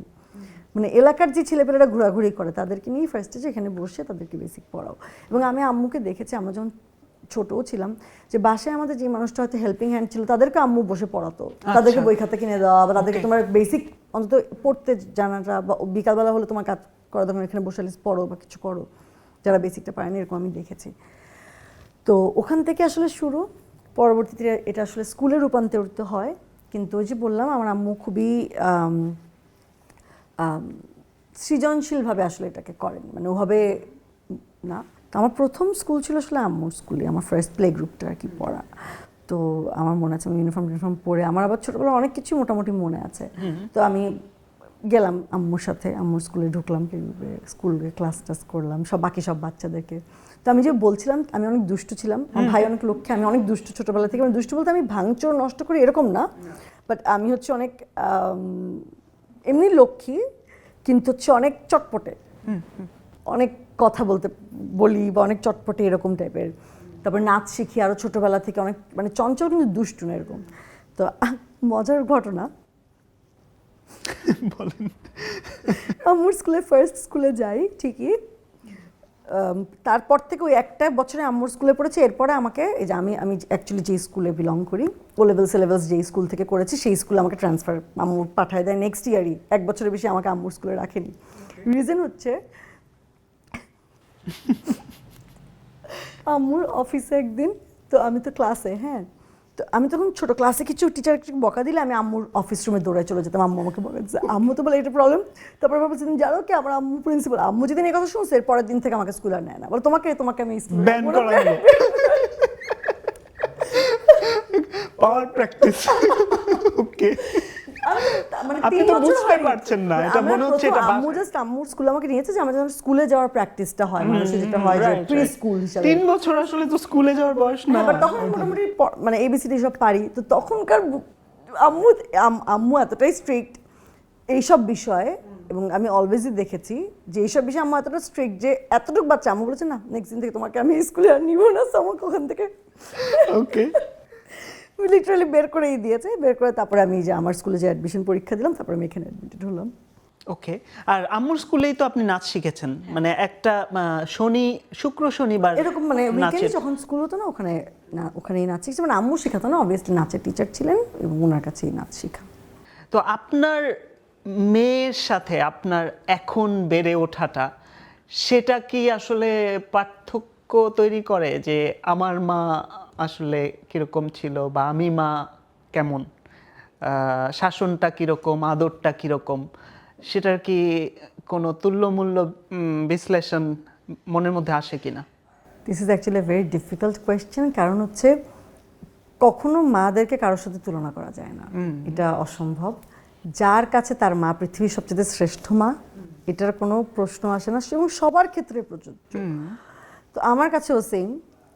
বাট আমার যেটা মনে হয় যে আমার মেয়ের ক্ষেত্রে মানে আমাদের এটা আমার মেয়ে বলে না, এখনকার জেনারেশনের সাথে তো অনেক কিছু চেঞ্জ হয়, বিকজ তখনকার টাইম একরকম ছিল তার আগের জেনারেশন হয়তো আরেকভাবে বিলিভ করতো বাচ্চা বড় করার সিস্টেম, আমাদের টাইমটা হয়তো আরেকটু ডিফারেন্ট ছিল। এখনকার টাইমটা তো আমি বলি যে মানে বাচ্চাদেরই সব রুলস, মানে আমি ওকে তো জীবনে কোনো সময় বকা দেওয়া শাসন করা তো দূরের কথা, যদি কখনো একটু জোরে হয় না, যে কখনো তো মানে সিভিয়ার শাসন আমি কোনো করিও না আমার মেয়েকে, এটা আমি নিজেকে প্রমিস করেছি। বাট হয় না অনেক সময় তুই জোরে কিছু বললো পরবর্তীতে আমারই সারাদিন যায় ওকে সরি বলতে, মানে সেই আমার মনের সরি বলতে মধ্যে হ্যাঁ। সো আমার মনে হয় যে মানে যে কোনো মাই তার সন্তানের জন্য বেস্টটা চায় এবং প্রতিটা মাই তার 100% দেয়। এখন জাজ করার, যে আমি আবারও বললাম যে মানুষ হয়তো অনেকে ক্রিটিসাইজ করে, অনেকের প্যারেন্টিং এটা ওরকম সেরকম এরকম, এটা রাইট এটা রং, কোনটা আসলে রাইট কোনটা আসলে রং এটা কে ডিসাইড করতে পারবে আমি জানি না। এক একটা বাচ্চা আসলে এক এক রকম এবং তাকে ম্যানেজ একমাত্র তার মাই করতে পারে। সো সেই জায়গা থেকে আমি বলবো যে প্যারেন্টিংয়ের স্টাইল চেঞ্জ হয়েছে, বিকজ এখনকার জেনারেশন আমাদের সময় হয়তো যতটুকু কনসিয়াস প্যারেন্টিং হচ্ছে বা অনেক অ্যাওয়ারনেস আছে, অনেক কিছু নিয়ে ইন্টারনেট হাতের মুঠে অনেক কিছু আমরা জানছি বুঝছি, ওই সময় তো আসলে দেখা যাচ্ছে যে দাদি নানিদেরকে যা দেখেছে সেটাই হয়তো করছে, এরকম টাইম গেছে। So with time it's changing. So আমি কোনোটাকেই ঠিক কোনোটাকে সবই ভালো, ওই যুগ অনুযায়ী ওটা ঠিক ছিল, এখনকার অনুযায়ী এটা ঠিক। তো আপনার কাছেই শুনেছি যে একটা সময় তো ওকে, ও এখনো ছোট, আরো ছোট ছিল, আপনার পরের ফেজটা যখন শুটিংয়ে যেতে হচ্ছে ওকে রেখে, সেই সময়টার কষ্টটা আসলে বা স্যাক্রিফাইস মনে করেন কিনা, সেটা কিরকম, বা স্ট্রাগল মনে হতো কিনা যে খুব এটা এটা নিতে কষ্ট হচ্ছে?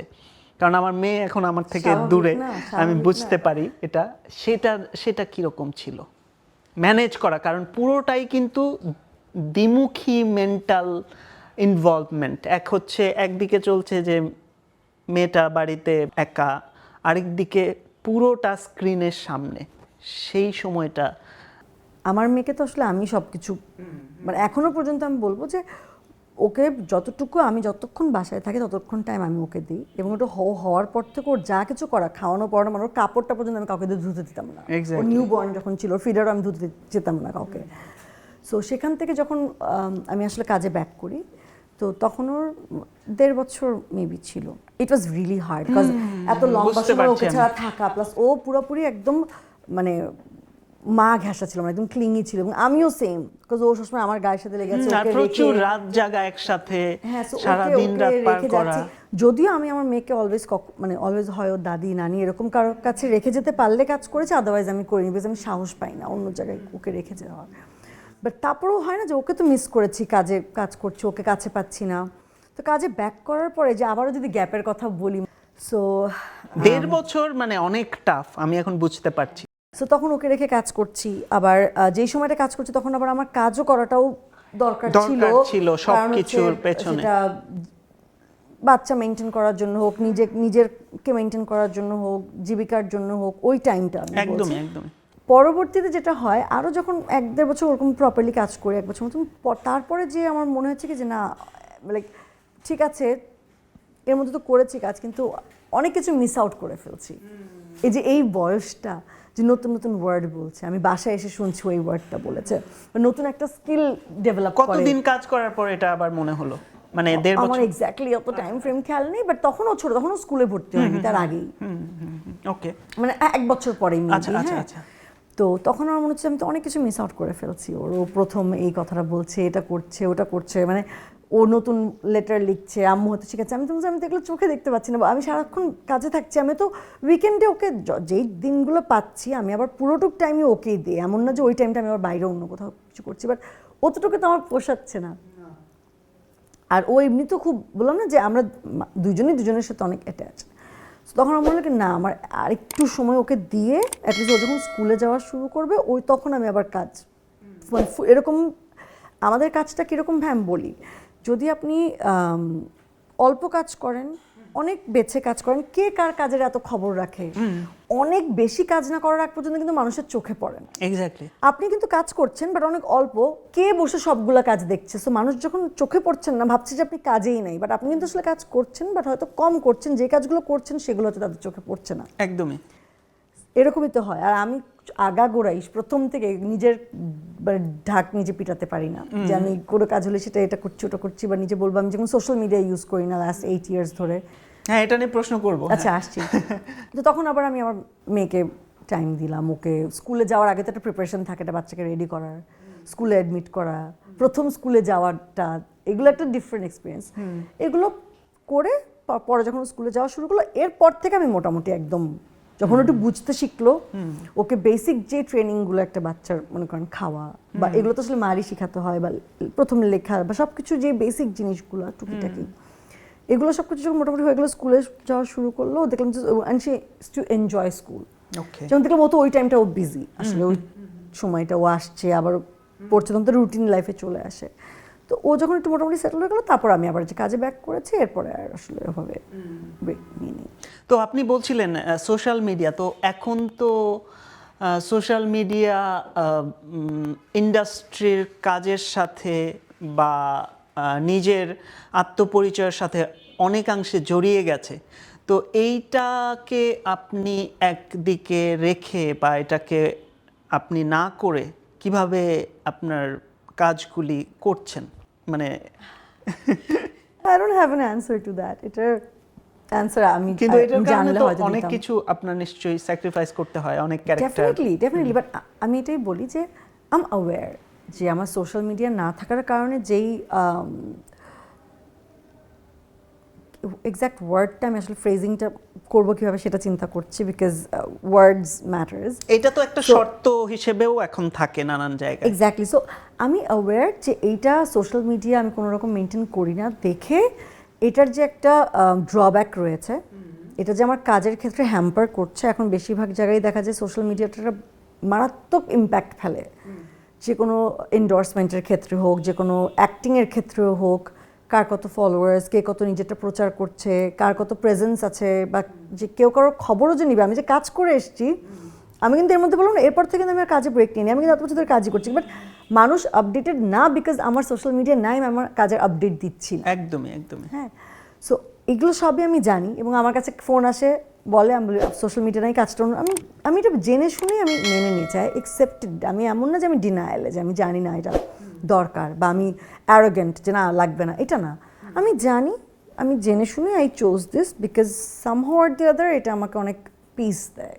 আচ্ছা, এখন কিভাবে দেয় এটা বুঝাতে পারবো না। হ্যাঁ, ফাইনালি তো আপনার সোশ্যাল মিডিয়া আপনার নিজেরই দেখতে হবে বা অপারেট করতে হবে একটা টাইমে, পাসওয়ার্ড বা যাই বলি রাইট। সেটা আমি কি। সোশ্যাল মিডিয়ার এগেইনস্টে না, সবাই সোশ্যাল মিডিয়া ইউজ করছে, এটা ভালো দিকও আছে, এটার দ্বারা অনেক ভালো কিছু হচ্ছে, অনেক ভালো কানেকশনস হচ্ছে, মানুষরা আবার রিকানেক্ট করছে, বা অনেক পজিটিভ কাজও, পজিটিভ মুভমেন্টসও এটার দ্বারা হচ্ছে। আই এগ্রি, বাট এখনো পর্যন্ত I am not ready to be a part of. আচ্ছা, তো এই জায়গা থেকে আপনি যখন চিন্তা করেন যে সোশ্যাল মিডিয়া একটা অংশ বা যাই বলি সেটা, এবং আপনি সিরিয়াসলি আপনি অভিনয়টা করেন, হ্যাঁ, তো এই দুটো তো একটু সাংঘর্ষিক, হ্যাঁ, সময়টা কি একটু প্রতিকূলে বলে মনে হয় আপনার কাছে? কি মনে হয় এই ডিসিশনটার জন্য? মানে নিজে ওই যে আমাকে আমার মতো থাকতে দাও, অনুপম রায়ের গান, সেই আমার মতো থাকাটা কতটুকু সুখকর বা একটু অসামাজিক লাগে কিনা? First of all I am not the only one in ওয়ার্ল্ডে যে ইন্ডাস্ট্রিতে যার সোশ্যাল মিডিয়া হ্যান্ডেল নাই, এরকম প্রচুর আর্টিস্ট রয়েছে। রাইট। যদি আমরা দেশের বাইরেও যাই, মানে দেশেও রয়েছে, আই এম শিওর, দেশের বাইরেও যদি যাই, অনেক বলিউড অ্যাক্টর অ্যাক্ট্রেসদের নাই কোনো সোশ্যাল মিডিয়া হ্যান্ডেল। হলিউডে যদি যাই, আমি যতদূর জানি, শুনেছি স্কারলেট জোহানসনের মতন অ্যাক্ট্রেসেরও সোশ্যাল মিডিয়া হ্যান্ডেল নাই। সেরকম অনেকেই রয়েছে যারা আসলে সোশ্যাল মিডিয়াতেই তাদের কোনো প্রেজেন্স নেই, বাট তারা তাও কাজ করে যাচ্ছে। সোশ্যাল মিডিয়া আমি সোশ্যালাইজ করার জন্য, আমার এখন সোশ্যালাইজেশনের ব্যাপারটা হচ্ছে আমি খুবই মানে অল্প সার্কেলে বিলিভ করি, যে people who really matters to me, ওইটা আমার কাছে অনেক প্রায়োরিটি, বা আমার ফ্যামিলি বা যেটাই হোক। কাজও আমার কাছে অনেক ইম্পর্টেন্ট, বাট এই কাজের জন্য, মানে এই সোশ্যাল মিডিয়ার জন্য কাজ হ্যাম্পার হচ্ছে, আই এগ্রি, বাট আমার কোনো কমপ্লেন নাই, কারণ আমি যে কাজগুলো করছি, কম কাজ করছি অনেক, বাট যে কাজগুলো করছি অনেক ভালো কাজের সুযোগ পাচ্ছি, অনেক ভালো ডিরেক্টরদের সাথে কাজ করছি, এবং আমি আমার কাজটাকে এখনও পর্যন্ত এনজয় করছি। সো যদি আবার কখনো আমার কোনো দিন হঠাৎ উঠে না, যদি আমি হয় আপনাকে খুব ইন্সপায়ার করছি না, কারণ আমি নিজেও সোশ্যাল মিডিয়া এত পছন্দ করি না, কারণ এখানে এত মানে নেতিবাচক শস্যের আবাদ হয় আর কি, ফলে এবং সেটা দেখেই মানুষ খুব বিক্ষুব্ধ বলি, সব কিছু তো আনন্দিত বলি। নেগেটিভও থাকে পজিটিভও থাকে, যেরকম পজিটিভ সাইড রয়েছে নেগেটিভও এটার ভিতর অনেক হ্যাঁ, কিছু রয়েছে। নেগেটিভটা হয়তো আমরা কাল্টিভেট করতে চাই বলে এই নেগেটিভটা। এখন আমি শুধু ভাবলাম যে এই অনুষ্ঠানটার মাধ্যমে যে সারিকাকে দিয়ে সারাক্ষণ আমি এমন কিছু বলাবো আমার Viral যেন হতে হবে। ভিউ বাড়ে, ভাইরাল হয়, এই উদ্দেশ্যটা তো আসলে আমার মনে হয় যে ঘুষ খাওয়ার চেয়েও খারাপ। তো যাই হোক, তো কিন্তু এখন তো আসলে এটাই চলছে। আপনি like what I believe is I can't, মানে আমি না বলতে এনিবডি, মানে আমি বলতে আমি রিপ্রেজেন্টেটিভলি বলছি কি যে কেউ তো আসলে সবাইকে চেঞ্জ করতে পারবে না, Right. পুরো সোসাইটিকে একা চেঞ্জ করতে পারবে না। কাকে চেঞ্জ করতে পারবে? নিজেকে, বা নিজের এনভায়রনমেন্ট, নিজের কন্ট্রোলে যেটা আছে সেটা চেঞ্জ করতে পারবে। যেটা আমার কন্ট্রোলের বাইরে সেটা নিয়ে আমি হায়াতাশ করে কেন কি করব? যেটা আমার চেঞ্জ করার কন্ট্রোলের বাইরে সেটা নিয়ে তো আসলে আমার রিয়্যাক্ট করাটাই দরকার নাই। আর যেটা আমি বললাম যে আমার যদি কোনো একদিন হঠাৎ মনে হয় ঘুম থেকে উঠে আজকে আমি সোশ্যাল মিডিয়াতে আসবো, সেদিন হয়তো আসবো, বাট কবে এটা আমি বলতে পারছি না, বিকজ আমি জানি না। ওকে। তো এই প্রশ্নটা একটু দর্শনতাত্ত্বিক কিনা আমি জানি না, এটা মাথায় এলো যে জনপ্রিয় এবং শিল্পসম্মত, এটা তো ভিউয়ের সাথে অনেক বড় একটা কানেকশন আছে এটার। তো আপনার কি মনে হয় যে জনপ্রিয় মানেই শিল্পসম্মত, বা সকল শিল্পসম্মত কাজই জনপ্রিয় হতে হবে, বা না হলে সেটার ভর্তুকিটা বা ক্ষতিপূরণটা কিরকম আপনার কাছে কি মনে হয়? মানে এটা কার আপনার- পার্সপেক্টিভ? আমার আপনার পার্সপেক্টিভ point একদমই না, থেকে। আমি একদমই একমত না। শিল্প সত্তাটা আলাদা জিনিস, জনপ্রিয়তাটা আলাদা জিনিস, দুটো কমপ্লিটলি ডিফারেন্ট। এখনকার প্রেক্ষাপটে সেটা আরো বেশি অ্যাপ্লিকেবল, কারণ যে কেউ একটা রাতারাতি একটা কিছু দিয়ে ভাইরাল হয়ে যাচ্ছে এবং তাকে নিয়ে তখন সবার লাইমলাইট, সবার টানাটানি চলছে, কিছু চলছে, সে তো মানে ফেমাস হচ্ছে, জনপ্রিয় হচ্ছে, মানুষ তাকে দেখে চিনছে, তার সাথে ছবি তুলছে। বাট শিল্প সত্তাটা তো আসলে ডিফারেন্ট জিনিস। শিল্প সত্তাটা এটা শুধু একটা কাজ নেই, এটা আসলে নিজের ভেতরে একটা ধারণ করারও বিষয়। আমি জানি না, আমি ছোটো মুখে অনেক বড় কথা বলে ফেললাম, রিয়েলি সরি। আমি নিজেও পারি না, বাট আমি অন্য আমার সিনিয়রদেরকে দেখে আমি যেটা বলছি, ওনাদেরকে দেখে যেটা মনে হয় যে না, ইনারা হয়তো আসল শিল্পী যারা এটাকে আসলে ধারণ করেন বা এই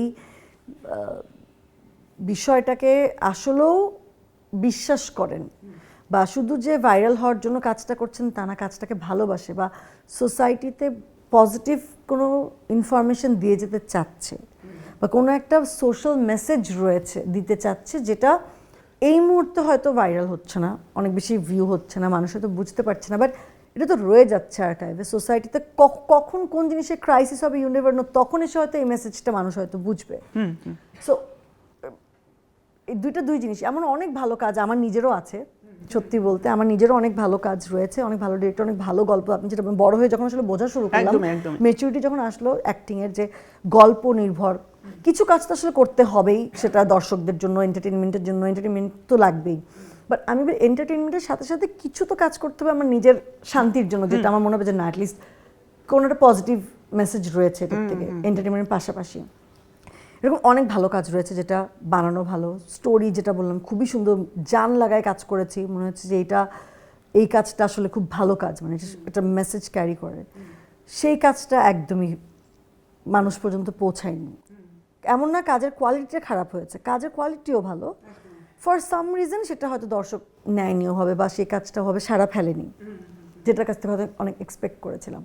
আবার অনেক কাজ আছে যেটা হয়তো ওই যে প্রতিদিন কাজ করছি একটা স্ক্রিপ্ট হয়তো ভাবে দেখে নিয়েছে, পরের দিন যেভাবে নাটকের আসলে যেটা হয়, সময় হয় না এতটা, হয়তো যে নর্মালি ইউজুয়ালি নাটকের মতন যে আমরা শুটিং করে চলে আসছি, সেই নাটকটা একদম সুপার ডুপার হিট, এবং যেখানেই যাচ্ছে না কেন মানুষ সেই ক্যারেক্টার ধরে কথা বলছে। এটা পুরোপুরি আনপ্রেডিক্টেবল, রাইট, অনেকটা। তো আপনি তো একটা জার্নি হয়েছে এবং জার্নিটা খুব ছোট না, আবার আমি বলবো না যে বড়, অনেক কাজ করার আপনার এখনো সময়। প্রশ্নটা হচ্ছে পরিবর্তন দেখেছেন অনেক, মানে একেবারে বিজ্ঞাপন বিলবোর্ডের যুগ, এখন অতটা বিলবোর্ডের সেই রমরমাটা নেই, এবং তখন টেলিভিশন চলছে, মানে লোকে টেলিভিশনটা দেখছে, তারপর নাটকে প্রবেশ করা, এখন যেমন ওটিটি প্ল্যাটফর্ম এবং আপনি কাজ করছেন, ইন্ডাস্ট্রির প্র্যাকটিস বা অভ্যস্ততায় কি পরিবর্তনটা আসলে আপনাকে ভাবিত করে? আমার কাজের যদি টাইম ফ্রেম বলি সেটা হয়তো অনেক বড়, বাট কাজ আমি যে অনেক বেশি করেছি তা না। আলহামদুলিল্লাহ অনেকগুলো ভালো কাজ করেছি, কিন্তু অনেক বেশি কাজ করিনি যে মাঝখানে অনেক বেশি সময় কিছু মিলে ওটা তো গেল। আমরা জানলাম। আর যদি পরিবর্তনটা আমি বলি তখনকার থেকে এখন,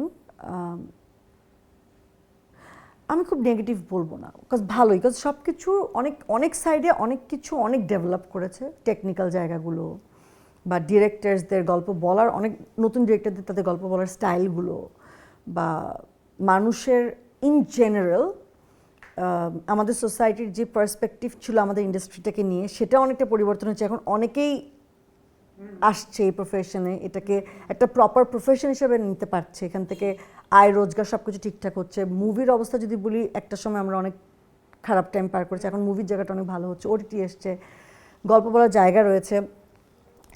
কিন্তু পরিবর্তনের জায়গাটা যদি বলি, যেরকম এটা বললাম ভালো দিক, যে টেকনিক্যাল জায়গাগুলো অনেক চেঞ্জ হয়েছে, কাজ অনেক লাইক ডাইভার্স হয়েছে, অনেক ভালো ডিরেক্টরসরা আসছে, সব কিছু ঠিক আছে। নেগেটিভ জায়গাটা যদি বলি, যে একটা ক্লাসে যদি সাপোজ 10টা স্টুডেন্ট থাকে একটা টিচারের আন্ডারে, হ্যাঁ, সেই ক্লাসটাতে এমনি অনেক ডিসিপ্লিন থাকবে, রাইট? বিকজ একটা টিচার 10টা বাচ্চাকে দেখে রাখছে, তাকে পড়াচ্ছে, তাকে হ্যান্ডেল করাটা মোটামুটি সহজ। কিন্তু একটা জায়গায় যদি 100টা বাচ্চা থাকে আর একটা টিচার থাকে, ইটস গানা বি কেওস, মানে ইটস গানা বি কেওটিক। সে তার তো এত কিছু মেনটেন করা বা সবাইকে প্রপারলি বোঝানো শেখানো, এটা তো আসলে সম্ভব না, রাইট? রাইট। নেগেটিভ সাইডটা হচ্ছে যে যখন এত বেশি কাজ হচ্ছে, তখন কাজের কোয়ালিটি মেনটেন করাটা তো ডিফিকাল্ট একটু হবেই, কারণ তখন হচ্ছে মানে এই স্ক্রিনিংগুলো কে করছে, এবং সেন্সরশিপের একটা মিনিমাম জায়গা, বা হয়তো এখন যেটা আপনি বললেন যে ভিউয়ের উপরে সব কিছু ডিপেন্ড করছে, যে যার চ্যানেলে হয়তো ভিউ অনেক বেশি, সে হয়তো জায়গাটাতে প্রায়োরিটি পাচ্ছে, ঠিক আছে, মেবি শি ডিজার্ভস বা হি অর শি ডিজার্ভস ইট ওই জায়গাটার জন্য। বাট এটাই বললাম, যখন অনেক বেশি হয়ে যাচ্ছে, এটা তো আসলে মেনটেন করাটাও ডিফিকাল্ট। সো এটা হচ্ছে নেগেটিভ। বাট নেগেটিভটা আমি বলবো কম, পজিটিভটা বেশি, বিকজ যত কাজের জায়গা বাড়ছে, তত মানুষের সুযোগ হচ্ছে কাজ করার, তত মানে যদি অনেক কাজ হয়, সেখান থেকে কিছু হলো তো ভালো কাজ বের হয়ে আসবে। সো আমাদের ফোকাসটা থাকা উচিত যে ভালো কাজ তো হচ্ছে, ভালো কাজ যে মানুষ দেখছে না তা তো না। এটাও কিন্তু ট্রু, যে আমি যে বললাম যে অনেক ভালো কাজ আছে এটার ভিউ নাই, এটা যেমন সত্যি, অন দ্য আদার হ্যান্ড অনেক ভালো কাজ আছে যেটা দর্শক দেখছে। সো আমি একদম ফেলে দিতে পারবো না যে ভালো কাজ দর্শক দেখছেই না, এটা একদমই মিথ্যা, এটা একদমই সত্যি হবে না বললে। এমনও হচ্ছে যে অনেক খুব ভালো না কাজও দর্শক পুরো ভাইরাল করে দিচ্ছে, খুবই পছন্দ করছে, সেটা হয়তো অনেকেরই হয়তো দ্বিধাবোধ করবে। সেটা যেরকম হচ্ছে, অন দ্য আদার হ্যান্ড আবার অনেক মানসম্মত, অনেক ভালো রুচিবান এবং অনেক লাইক সোশ্যাল মেসেজ ক্যারি করে, এরকম অনেক কাজও আসলে ভাইরাল হচ্ছে বা মানুষ দেখছে। আমাদের ইন্ডাস্ট্রিটা কি খুব বেশি পুরুষ নিয়ন্ত্রিত, কি মনে হয় আপনার? পুরুষতান্ত্রিক, এটা তো আসলে ওয়ার্ল্ড ওয়াইডই মেল ডমিনেন্ট, হ্যাঁ, এবং এটা নিয়ে আমাদের মারামারি করার কিছু নাই। বাট আমাদের এনশিওর করতে হবে মেয়েদের সেফটি। আমার কাছে ফেমিনিজম যা মানে এটা না যে আমি ছেলের থেকে বেটার, না, ছেলে মেয়ে তো সেম না, দুই জেন্ডার। ছেলেরা অনেক দিক থেকে মেয়েদের থেকে বেটার, মেয়েরা অনেক দিক থেকে ছেলেদের থেকে বেটার, যেটা যার রোল সেটাতে সে বেটার, রাইট? এখানে তো কোনো কম্পিটিশন আসে না, এই দুটো তো সেম জিনিস না। মাই পয়েন্ট ইজ দ্যাট, যে সবাই এই ওয়ার্ল্ডে আসছে, এই ইকোসিস্টেম বাই নেচারে আমরা আসছি, সবাই এক একটা রোল নিয়ে। একটা ছেলের রোলটা হয়তো আমি করতে পারবো না, আমার রোলটা একটা ছেলে করতে পারবে না। সো সবারই কন্ট্রিবিউশন রয়েছে। সো এখানে ফাইট না করে অ্যাপ্রিসিয়েট করো। অ্যান্ড আমাদের কেন এই রুলগুলো বানানো হয়েছে, কেন ফেমিনিজম ওয়ার্ডটা এসছে কারণ হচ্ছে বহুত দিন ধরে তো মেয়েরা ডিপ্রাইভড রয়েছে, মেয়েরা হয়তো তাদের ন্যায্য অধিকারটা হয়তো পায়নি, হয়তো যেহেতু ফিজিক্যালি তো আমরা আসলে স্ট্রং না, এটা মানতে হবে। মানে শক্তির কথা, শারীরিক শক্তির কথা বলছেন, হ্যাঁ। আমি অন্য সব জায়গায় যদি বলি মেয়েরা ইকুয়াল, বাট আসলে তো মানে ফিজিক্যালি তো উই আর নট। ম্যাসকুলিনিটির জায়গায় তো আমরা পারবো না একটা ছেলের সাথে ফাইট করে। সো ওই জায়গায় যেহেতু আসলে একটা মেয়ে যদি ডিপ্রাইভড হয়, টর্চার্ড হয়, সেখানে তো একটা মেয়ে চাইলেও একটা ছেলের সাথে শক্তিতে পারবে না। সেই মেয়েটাকে প্রোটেকশনের জন্য হয়তো আসলে সব রুলস অ্যান্ড রেগুলেশন আসছে। এই রুলস অ্যান্ড রেগুলেশন এমন না ছেলেদেরকে অ্যাটাক করার জন্য করা, এটা হচ্ছে মেয়েদেরকে প্রোটেকশন দেওয়ার জন্য করা। এবং আমি অলওয়েজ বলি যে একটা ছেলের মার অনেক দায়িত্ব, একটা ছেলের সবারই দায়িত্ব। মেয়েদেরকে তো মানুষ করে, আমাদের সময় কি হতো, মেয়েদের কলেজ বলে নিজেকে প্রোটেক্ট করে চলবা, নিজের সেফটি মেনটেন করবা, এটা তো কনভেনশনাল। এটাও ট্রু, এটাও লাগবে, এটাও বোঝাতে হবে আমার মেয়েকে যে কোনটা রাইট কোনটা রং, তোমার নিজের প্রোটেকশন, নিজের ভালো কোনটা, নিজের খারাপ কোনটা, সবই তুমি বুঝবে, তুমি রেসপেক্ট করবে সবাইকে। But on the other hand ছেলেদেরকে মানুষ করাটা more difficult job I would say. যে একটা ছেলেকে এই শিক্ষাটা দেওয়া যে একটা মেয়েকে যে রেসপেক্ট করতে হয়, সেটা যেই হোক, তোমার শুধু মা বোনই যে তোমার কাছে রেসপেক্টের জায়গা, বাকিরা যে না, তা না। প্রতিটা মেয়ে মানুষকে সেই রেসপেক্টের জায়গাটা দিতে হবে। যদি এভাবেও চিন্তা করি যে আচ্ছা আমি মেনে নিলাম যে মানুষ যেভাবে বলে যে পুরুষরা আসলে সুপিরিয়র, যেটা বলে, হ্যাঁ, মানে শুনতে খুবই, মানে এটা তো আমাকে তো কম্প্যারিজনই তো হয় না, দুইজনের জায়গায় দুইজনের মতন রোল আছে। বাট আমি যদি ধরেও নিই যে সুপিরিয়র, হ্যাঁ ম্যাসকুলিনিটিতে সুপিরিয়র, অনেক জায়গায় অনেক ক্ষেত্রে হয়তো সুপিরিয়র, আমি সেটা অস্বীকার করছি না, তাহলে সেই সুপিরিয়রিটি থেকে জায়গা থেকেই তুমি গার্ড করো না মেয়েটাকে, তুমি সেখান থেকে স্নেহ করো না মেয়েটাকে। তোমার সুপিরিয়রিটি প্রমাণ করার জন্য তোমার আসলে মেয়েটাকে ছোট করার দরকার নেই, মানে মেয়ে মানুষদের। তুমি সুপিরিয়র দেখেই তো তুমি আরও একটা মেয়েকে, তুমি যদি সুপিরিয়র তুমি জানোই, তোমার তো আরেকজনকে ছোট করে তোমার সুপিরিয়রিটি প্রুফ করার দরকার নাই। তো একটা ছেলেদেরকে বেসিক্যালি, ছোটো বাচ্চাদেরকে বেসিক্যালি শেখানো যে আসলে তোমার ক্লাসমেট যে মেয়েটা, সেও একটা মেয়ে, তার মানে ওই রেসপেক্টটা বা তার প্রোটেকশনটাও যে তোমার দায়িত্ব, তোমার মা শুধু, বোন শুধু তোমার দায়িত্ব না, এই বেসিক যে জিনিসগুলো। আবার মেয়েদেরকেও বোঝানো যে ছেলে মানেই যে ইটস নট লাইক এটা কোনো কম্পিটিশনে আসছো, বা এমন না যে আমাদের ফাইট করতে হবে কোথাও, যে সেটাও না। আমাকে তো দুইটা জেন্ডারকে রেসপেক্ট করুক, লাভ করুক, ইকুয়ালি অ্যাপ্রিসিয়েট করুক। আর আমাদের ইন্ডাস্ট্রির কথা যদি বলেন যে মেল ডমিনেন্ট কিনা, এখন আমার কথা এমন তো না যে আমাদের মেয়েদেরকে কাজ করতে দিচ্ছে না। এখন মেল ডমিনেন্ট বলতে আমরা কি, আমি বুঝেছি আপনি কি পার্সপেক্টিভে বলেছেন, যে হয়তো পুরুষ ভিত্তিক গল্প বেশি হচ্ছে, বাট এমন না যে নারী কেন্দ্রিক গল্প হচ্ছে না। আমিও অনেকটাতে করেছি, অনেক অনেক সিনেমা হচ্ছে, বড় পর্দার সিনেমা হচ্ছে, অনেক ওটিটির কাজ হচ্ছে, অনেক নাটক হচ্ছে যেটা নারী কেন্দ্রিক, নারী মানে নাম ভূমিকাই সে। এক্স্যাক্টলি। তাহলে আমি কিভাবে বলবো যে শুধু পুরুষতান্ত্রিক? হ্যাঁ, পুরুষদেরই বেশি রোল থাকছে, সব কিছু থাকছে। বা যদি আমি আপনার যদি রেমুনারেশনের জায়গাটা যদি বলেন, যেটা ওয়ার্ল্ড ওয়াইড, সেটা শুধু বাংলাদেশে বলে কথা না, সেটা ওয়ার্ল্ড ওয়াইড। এটা বেসিক্যালি দিন শেষে তো আমাদের এটা art and culture, true, but এখানে তো ইনভেস্টাররাও রয়েছে, ফাইন্যান্সও করছে মানুষ, তাকে তো সে রেভিনিউটা আনতে হবে। এখন অনেকে বলছে যে আসলে ছেলেরা বেশি রেমুনারেশনটা পাচ্ছে কারণ সে আসলে এই দর্শকগুলোকে নিয়ে আসছে, এইটা নিয়ে কমপ্লেন করার কিছু নাই। That's what I am saying, যে তার মানে তো এটা না মেয়েদেরকে রেমুনারেশন দিচ্ছে না। অনেক মেয়েরা আছে আমাদের ইন্ডাস্ট্রিতে, অনেক এখন যারা হাইয়েস্ট পেইড আর্টিস্ট রয়েছে, আমি আমার সময় যখন ছিলাম, মানে একদম টপ অ্যাক্টর ছাড়া বাকি অ্যাক্টার্সদের থেকে তো তারা বেশি রেমুনারেশন নিয়ে যাচ্ছে। তাহলে ছেলেরা তো কমপ্লেন করছে না। বাকি যারা যেই ছেলেগুলো হয়তো একদম প্রথম মানে হাইয়েস্ট পেইড অ্যাক্টার্সদের ভেতর না, তারা তো কমপ্লেন করছে না যে নারীতান্ত্রিক সমাজ, কজ ওই অ্যাক্ট্রেস তো আমার থেকে বেশি রেমুনারেশন পাচ্ছে, কজ সেই অ্যাক্ট্রেস সেই পরিমাণে হয়তো দর্শক আনতে পারছে দেখে ওর রেমুনারেশনটা সেই অ্যাক্টরের থেকে বেশি। রাইট। সো এটা নিয়ে আসলে মানুষ মানে এটা নিয়ে ইস্যু তোলার কিছু নাই, মানে এটা নিয়ে আসলে যে যারটা করছে। এটা আমি আসলে তথ্য হিসেবে জানতে চাইলাম, কারণ আমি খুব বেশি আপনি যেভাবে বুঝবেন এটা কিন্তু আমি বুঝবো না। আমি কি বুঝি আমি জানি না, আমি কতটুকু বুঝি আমি জানি না, বাট আমার ছোট ব্রেইন আমার যতটুকু মনে হয় যে ইটস ওকে, মানে এটা এত আনফেয়ার, এত কমপ্লেইন, এত গলা শুকানোর কিছু নাই। বিকজ অনেক মেয়েরা আছে অনেক হাই স্পিড, অনেক ছেলেরা আছে হাই স্পিড, এবং it's about K car position এনেছে। অ্যান্ড আমার কথা, যদি এত কমপ্লেন করছো তাহলে তুমি এই রেমুনারেশনটা দিচ্ছ কেন? দিচ্ছ মানে ডেফিনেটলি তোমার সেখানে দরকার আছে দেখে তুমি দিচ্ছ, তাহলে দিয়ে আবার কমপ্লেন করছো কেন? একদমই। হ্যাঁ, এখন আরেকটা জায়গায় যদি আমি দেখি যে যদি এখন আমি আরেকটা সাইড দেখি, সবকিছুর দুটো সাইড থাকে, যদি আমি আরেকটা ফেস দেখি, এটা হচ্ছে যারা উইনার্সদের কথা বললাম। হ্যাঁ, এখন এখানে ডিপ্রাইভ যদি কেউ হয়ে থাকে, হয়তো অনেক আর্টিস্টরা রয়েছে যারা হয়তো এই ভিড়ে এই জায়গায় হয়তো ডিপ্রাইভড হয়ে যাচ্ছে, তাদেরও হয়তো জীবিকা মানে নির্ভর করছে এটার উপরে।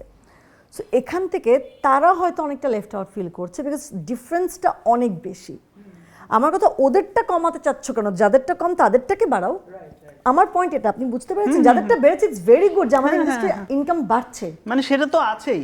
সেটা নিয়ে কমপ্লেন না করে তুমি যাদেরটা হয়তো অনেক ডিফারেন্স, যারা হয়তো কাজ করছে তাদেরটাকে তুমি আরেকটু পুল আপ করো, মানে একটু মোটামুটি, আমি বলছি না সেম রাখো, সামঞ্জস্যতা রাখো।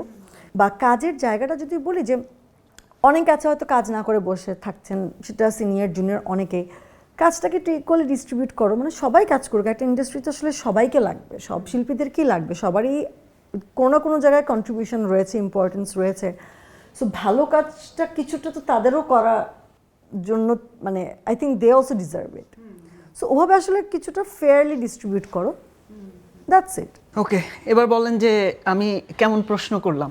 অনেক কঠিন প্রশ্ন করেছেন, আমি তো এখন মাথা ঘুরছে আমি কি বলেছি, god nose. I am really sorry যদি আমার কথায় কেউ কষ্ট পেয়ে থাকে, বা আমি হয়তো কোনো কিছু হয়তো একভাবে এক্সপ্লেন করতে যেয়ে হয়তো কথাটা হয়তো অন্যভাবে যদি আসে, I am really sorry, my intentions are very clear. আর আপনি যে কথা পারেন এটা আমি খুব ভালো মতনই জানি, তো আপনার শব্দ চয়ন বা আপনার ব্যাকরণ, মানে এটা নিয়ে আমার বলার কিছু নাই। বাট আমি অনেক কিছু শিখেছি আমি করার সময়ে, আমার অনেক কিছু শেখা হয়েছে আপনার কাছ থেকে। আমিও অনেক কিছু শিখেছি আপনার কাছ থেকে, যে সততার সাথে কাজ করা এবং সেটার প্রতি কমিটেড থাকা, এই ব্যাপারগুলি আপনার মধ্যে দেখেছি। এবং এটা আমার কাছে মনে হয় যে একটা প্রতিভা তো অনেকের মধ্যেই থাকে, তো সেটাকে একটু শান দেওয়ার জন্য এই ব্যাপারগুলি দরকার হয়, এবং এগুলি তো অনেকটাই আমরা অনেকখানে দেখতে পাই না।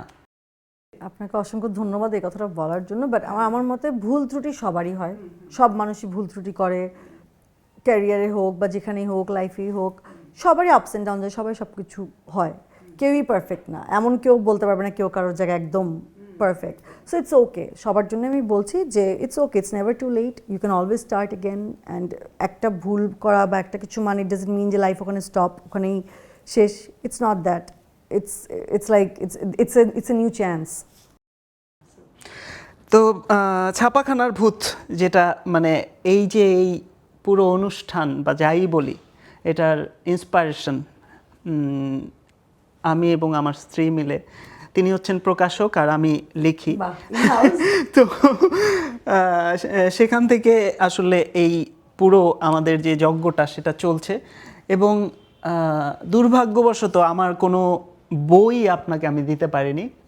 তো ছাপাখানার ভূত থেকে হুমায়ুন ফরিদির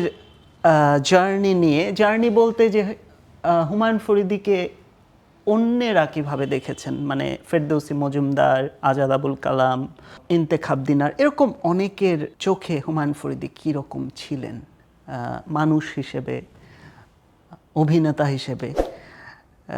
তো এটা আমি নিজের দায় থেকেই করেছি। এই বইটার নাম হচ্ছে মহাপ্রলয়ের নটরাজ। তো ধ্রুবদা বলেন যে আমার সমস্ত বইয়ের মধ্যে এই নামটাই নাকি সবচেয়ে পাওয়ারফুল মনে হয়েছে ওনার কাছে, হুমায়ুন ফরিদির সাথে এই নামটা যায়। তো এই বইটা আপনাকে আমি উপহার দিতে চাই। Thank you very much. আমি নিজেকে সৌভাগ্য মনে করছি। এবং হুমায়ুন ফরিদি স্যারের কথা যদি বলি, যে উনি একজন ইনস্টিটিউট ছিলেন বেসিক্যালি আমাদের এখানে, এবং আমার দুর্ভাগ্য, আমার কখনো ওনার সাথে কাজের সৌভাগ্য হয়নি বা কোনো এনকাউন্টারের কখনো সৌভাগ্য হয়নি। আই উইশ সেই সুযোগটা পেতাম, বাট আসলে যতদিন আমি কাজ করছি ততদিন উনি চলে গেছেন, বা আমি আসলে যখন নাটকে এসেছি। কিন্তু ওনার কাজের ভক্ত কে না। এবং এই বইটা যখন আপনি লিখেছিলেন তখনও মনে আপনার সাথে আমার কথা হচ্ছিল। এটা 3-4 বছর ধরে চলেছে। তো আজকে বিদায় নিয়ে নেই। সারিকা আমার কাছে কি সেটা মোটামুটি আমার মনে হয় যে একটা ধারণা আপনি পেয়ে গেছেন। এবং তারকা না, তিনি আসলে, আমি যদ্দূর তার সাথে কথা বলেছি সবসময় দেখেছি যে সত্যিকার একজন শিল্পী হতে চান। এবং এটা মনে হয় যে কিছু কিছু বিষয় থাকে যেটা নিঃশর্ত, মানে এখানে আর কোনো চয়েস থাকে না আমাদের। তো সারিকা সেরকম একজন মানুষ, সৎ মানুষ। তো আমি ভীষণ আনন্দিত সারিকার সাথে কথা বলতে পেরে। এটা নতুন একটা আদান প্রদানের ক্ষেত্র তৈরি হলো আমাদের। সব কিছুরই ভালো মন্দ সব দিক রয়েছে, তো সেইগুলি ছাপিয়ে ভালোটা আমরা গ্রহণ করতে চাই। সবাই ভালো থাকবেন।